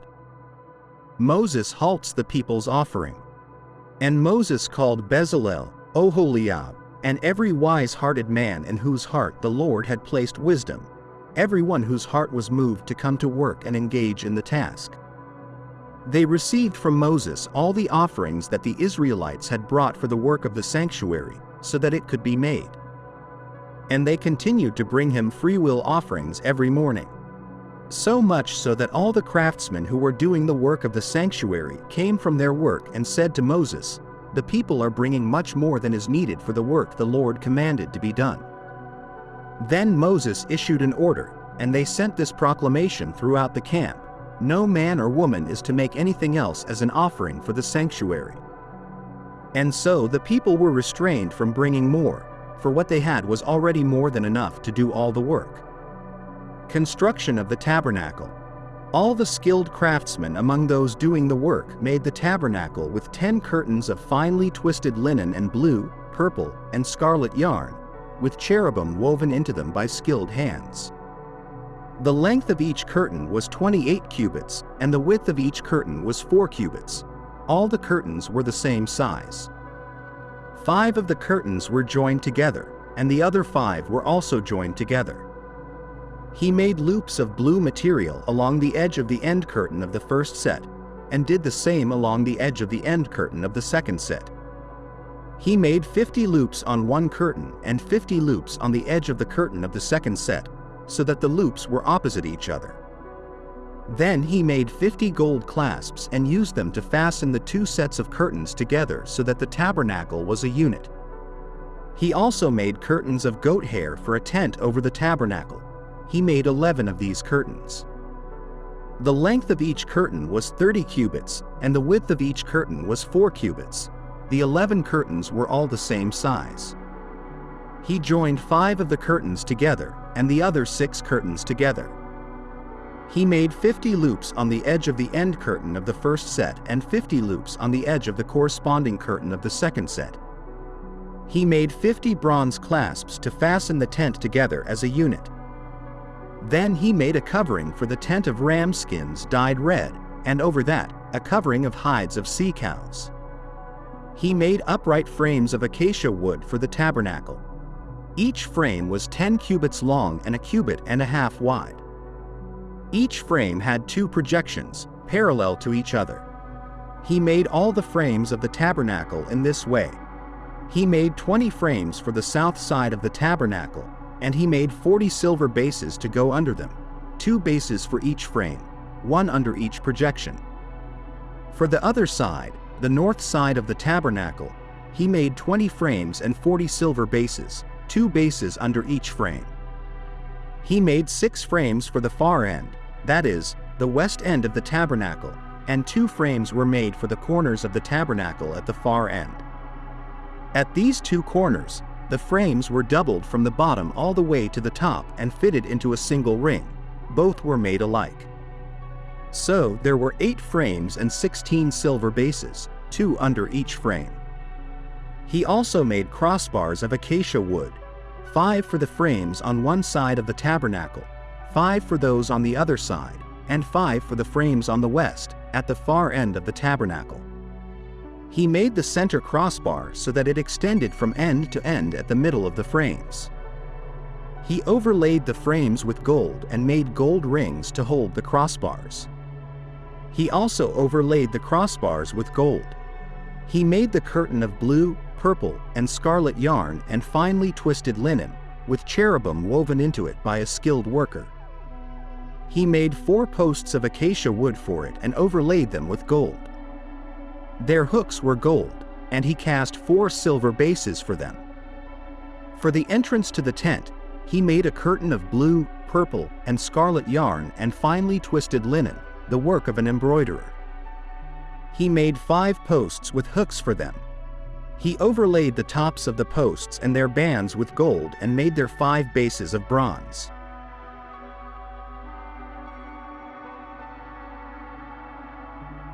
Exodus. Chapter 37. Furniture of the tabernacle. Bezalel also made the ark of acacia wood. Its length was 2.5 cubits, its width 1.5 cubits, and its height 1.5 cubits. He overlaid it with pure gold inside and outside, and made a gold molding around it. He also cast 4 gold rings for it on its 4 corners, 2 rings on one side and 2 rings on the other side. He made poles of acacia wood and overlaid them with gold. He inserted the poles into the rings at the sides of the ark to carry it. He made the mercy seat of pure gold. Its length was 2.5 cubits, and its width 1.5 cubits. He also made 2 cherubim of gold. He made them of hammered work at the 2 ends of the mercy seat. 1 cherub at one end, and the other cherub at the other end. He made the cherubim of one piece with the mercy seat at its 2 ends. The cherubim spread out their wings above, covering the mercy seat with their wings, and they faced each other, looking toward the mercy seat. He also made the table of acacia wood. Its length was 2 cubits, its width 1 cubit, and its height 1.5 cubits. He overlaid it with pure gold, and made a gold molding around it. He also made a rim around it, a handbreadth wide, and made a gold molding on the rim all around. He cast 4 gold rings for it and attached the rings to the 4 corners at its 4 legs. The rings were close to the rim, as holders for the poles to carry the table. He made the poles of acacia wood to carry the table and overlaid them with gold. He also made the utensils for the table, its plates, its dishes, its bowls, and its pitchers for pouring out drink offerings, of pure gold. He also made the lampstand of pure gold. He made it of hammered work. Its base, its shaft, its cups, its buds, and its flowers were all of one piece. 6 branches came out of its sides, 3 branches of the lampstand out of one side, and 3 branches of the lampstand out of the other side. On one branch, there were 3 cups shaped like almond flowers, each with a bud and a flower, and on the next branch, 3 cups shaped like almond flowers, each with a bud and a flower. The same for the 6 branches that came out of the lampstand. On the shaft of the lampstand, there were 4 cups shaped like almond flowers, with buds and flowers, and a bud under each pair of the 6 branches coming out of the lampstand. Their buds and branches were all of one piece with it. The entire lampstand was a single hammered piece of pure gold. He also made its 7 lamps, its wick trimmers, and its trays of pure gold. He made it and all its utensils from a talent of pure gold. He also made the altar of incense out of acacia wood. Its length was 1 cubit, and its width 1 cubit. It was square, and its height was 2 cubits, with its horns made of one piece. He overlaid it with pure gold, its top, its sides all around, and its horns, and he made a gold molding around it. He also made 2 gold rings under the molding on its 2 sides, for poles to carry it. He made the poles of acacia wood and overlaid them with gold. He also made the holy anointing oil and the pure incense of fragrant spices, according to the work of a perfumer. Exodus. Chapter 38. He also made the altar of burnt offering out of acacia wood. Its length was 5 cubits, its width 5 cubits, square, and its height was 3 cubits. He made its horns on its 4 corners, which were of one piece with it, and overlaid it with bronze. He also made all the utensils of the altar, the pots, the shovels, the basins, the forks, and the firepans. All its utensils were made of bronze. He made for the altar a bronze grating, a mesh work, under its ledge halfway up the altar. He cast 4 rings for the 4 corners of the bronze grating to hold the poles. He made the poles of acacia wood and overlaid them with bronze. Then he inserted the poles into the rings on the sides of the altar to carry it with them. He made the altar hollow, out of boards. He also made the basin of bronze with its base of bronze, from the mirrors of the women who served at the entrance of the tent of meeting. The courtyard of the tabernacle. He made the courtyard. On the south side, the curtains of the courtyard were 100 cubits long, made of finely twisted linen. There were 20 posts and 20 bronze bases, with silver hooks and bands on the posts. The north side was also 100 cubits long, with 20 posts and 20 bronze bases, with silver hooks and bands on the posts. The west side was 50 cubits wide, with 10 posts and 10 bases, with silver hooks and bands on the posts. The east side, toward the sunrise, was also 50 cubits wide. Curtains 15 cubits long were on one side of the entrance, with 3 posts and 3 bases, and curtains 15 cubits long were on the other side of the entrance, with 3 posts and 3 bases. All the curtains around the courtyard were of finely twisted linen. The bases for the posts were bronze. The hooks and bands on the posts were silver, and their tops were overlaid with silver. All the posts of the courtyard had silver bands. The curtain for the entrance to the courtyard was made of blue, purple, and scarlet yarn and finely twisted linen, the work of an embroiderer. It was 20 cubits long and 5 cubits high, like the curtains of the courtyard. There were 4 posts with bronze bases, and silver hooks, bands, and tops overlaid with silver. All the tent pegs of the tabernacle and the surrounding courtyard were bronze. Inventory of materials. These are the records of the tabernacle of the testimony, as recorded at Moses' command by the Levites under the direction of Ithamar son of Aaron, the priest. Bezalel son of Uri, the son of Hur, of the tribe of Judah, made everything the Lord commanded Moses. With him was Oholiab son of Ahisamach, of the tribe of Dan, a craftsman and designer, an embroiderer in blue, purple, and scarlet yarn, and fine linen. Materials used in the sanctuary. The total amount of gold from the wave offering used for all the work on the sanctuary was 29 talents and 730 shekels, according to the sanctuary shekel. The silver obtained from those of the community who were counted in the census was 100 talents and 1,775 shekels, according to the sanctuary shekel, 1 beka per person, that is, half a shekel, according to the sanctuary shekel, from everyone who had crossed over to those counted, 20 years old or more, a total of 603,550 men. The 100 talents of silver were used to cast the bases for the sanctuary and for the curtain. 100 bases from the 100 talents, 1 talent for each base. They used the 1,775 shekels to make the hooks for the posts, to overlay the tops of the posts, and to make their bands. The bronze from the wave offering was 70 talents and 2,400 shekels. They used it to make the bases for the entrance to the tent of meeting, the bronze altar with its bronze grating and all its utensils, the bases for the surrounding courtyard and those for its entrance, and all the tent pegs for the tabernacle and those for the surrounding courtyard. Exodus. Chapter 39. Making of the priestly garments. Out of blue, purple, and scarlet yarn, they made the garments for ministering in the sanctuary, as well as the sacred garments for Aaron, as the Lord had commanded Moses. They made the ephod of gold, of blue, purple, scarlet yarn, and finely twisted linen. They hammered the gold into thin sheets and cut strands to be worked into the blue, purple, scarlet yarn, and linen, the work of skilled hands. They made shoulder pieces for the ephod, which were attached to two of its corners, so it could be fastened.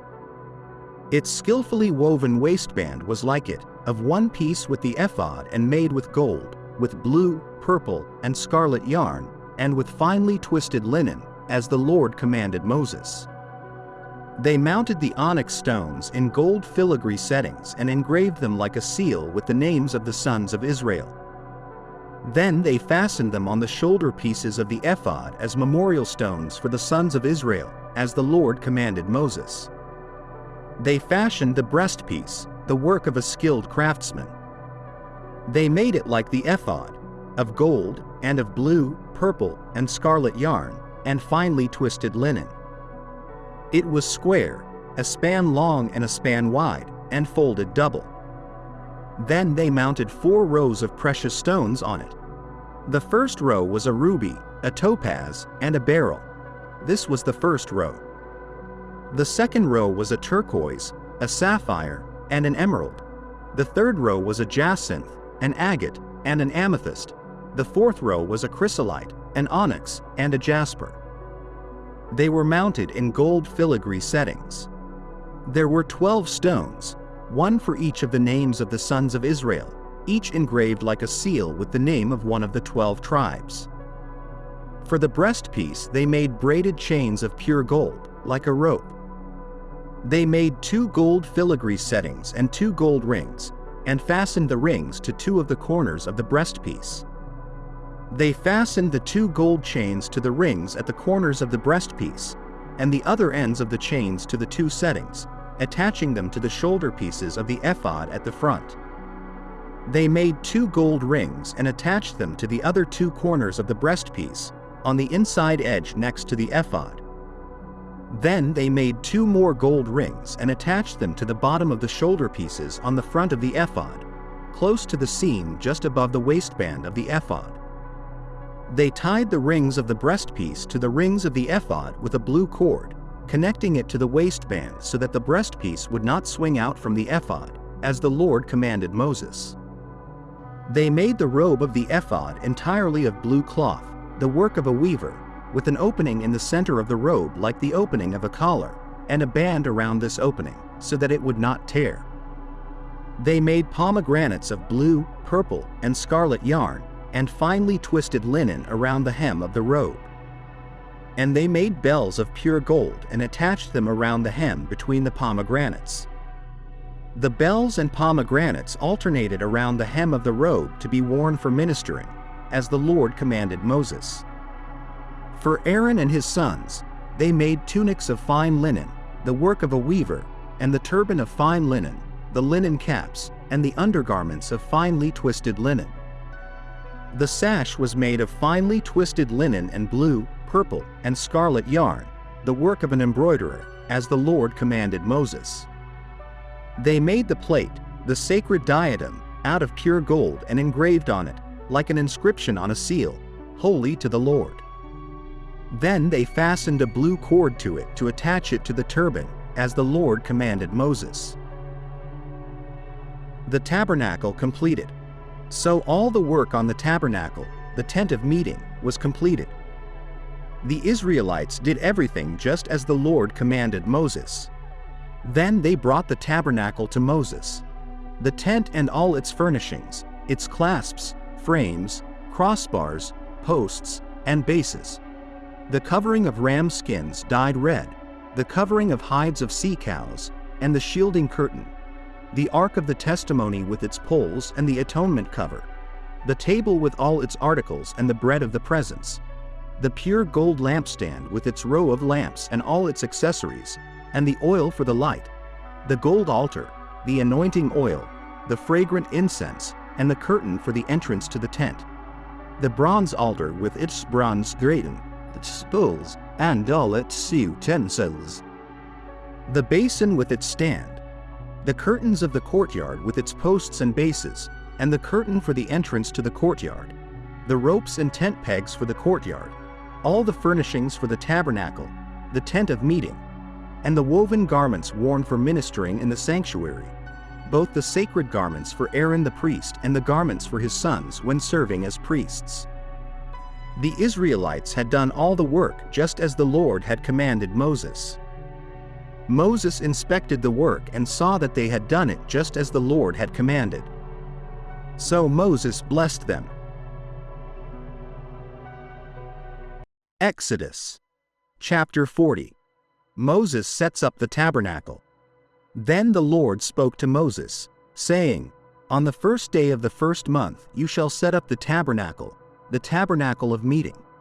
You shall place the ark of the testimony in it, and cover the ark with the veil. You shall bring in the table and arrange its setting. You shall also bring in the lampstand and light its lamps, and set the gold altar of incense before the ark of the testimony, and put up the screen for the entrance of the tabernacle. Then you shall set the altar of burnt offering before the door of the tabernacle of the tent of meeting. You shall also set the basin between the tent of meeting and the altar, and put water in it. Finally, you shall set up the court all around and hang up the curtain at the gate of the court. And you shall take the anointing oil and anoint the tabernacle and all that is in it, and you shall consecrate it and all its utensils, and it shall be holy. You shall also anoint the altar of burnt offering and all its utensils, and consecrate the altar, and the altar shall be most holy. You shall also anoint the basin and its base, and consecrate it. Then you shall bring Aaron and his sons to the door of the tent of meeting, and wash them with water. You shall put the holy garments on Aaron and anoint him, and consecrate him, so that he may minister to me as priest. You shall bring his sons and clothe them with tunics. You shall anoint them as you anointed their father, so that they may minister to me as priests. For their anointing shall surely be an everlasting priesthood throughout their generations. Thus Moses did, according to all that the Lord had commanded him, so he did. So, on the first day of the first month of the second year, the tabernacle was raised up. Moses set up the tabernacle, laid its bases, set up its boards, inserted its bars, and raised up its pillars. He spread the tent over the tabernacle and put the covering of the tent on top of it, just as the Lord had commanded Moses. He took the testimony and put it into the ark, inserted the poles through the rings of the ark, and put the mercy seat on top of the ark. He brought the ark into the tabernacle, hung up the veil of the covering, and partitioned off the ark of the testimony, just as the Lord had commanded Moses. He set the table in the tent of meeting, on the north side of the tabernacle, outside the veil, and he set the bread in order on it before the Lord, just as the Lord had commanded Moses. He put the lampstand in the tent of meeting, opposite the table, on the south side of the tabernacle, and lit the lamps before the Lord, just as the Lord had commanded Moses. He put the gold altar in the tent of meeting, in front of the veil, and burned sweet incense on it, just as the Lord had commanded Moses. He hung up the screen at the door of the tabernacle. He set the altar of burnt offering at the entrance of the tabernacle, the tent of meeting, and offered upon it the burnt offering and the grain offering, just as the Lord had commanded Moses. He set the basin between the tent of meeting and the altar, and put water in it for washing. Moses, Aaron, and his sons would wash their hands and their feet from it. Whenever they went into the tent of meeting, and whenever they came near the altar, they washed, just as the Lord had commanded Moses. Finally, he set up the court all around the tabernacle and the altar, and hung up the screen of the gate of the court. So Moses finished the work. The cloud over the tabernacle. Then the cloud covered the tabernacle of meeting, and the glory of the Lord filled the tabernacle. Moses was not able to enter the tabernacle of meeting because the cloud rested above it, and the glory of the Lord filled the tabernacle. Whenever the cloud was taken up from above the tabernacle, the children of Israel would go onward in all their journeys. But if the cloud was not taken up, they did not journey until the day it was taken up. For the cloud of the Lord was above the tabernacle by day, and fire was over it by night, in the sight of all the house of Israel, throughout all their journeys. Thank you for watching our video. Subscribe to our channel for more videos like this. Give it a like, comment your thoughts, and share this video with your friends and family.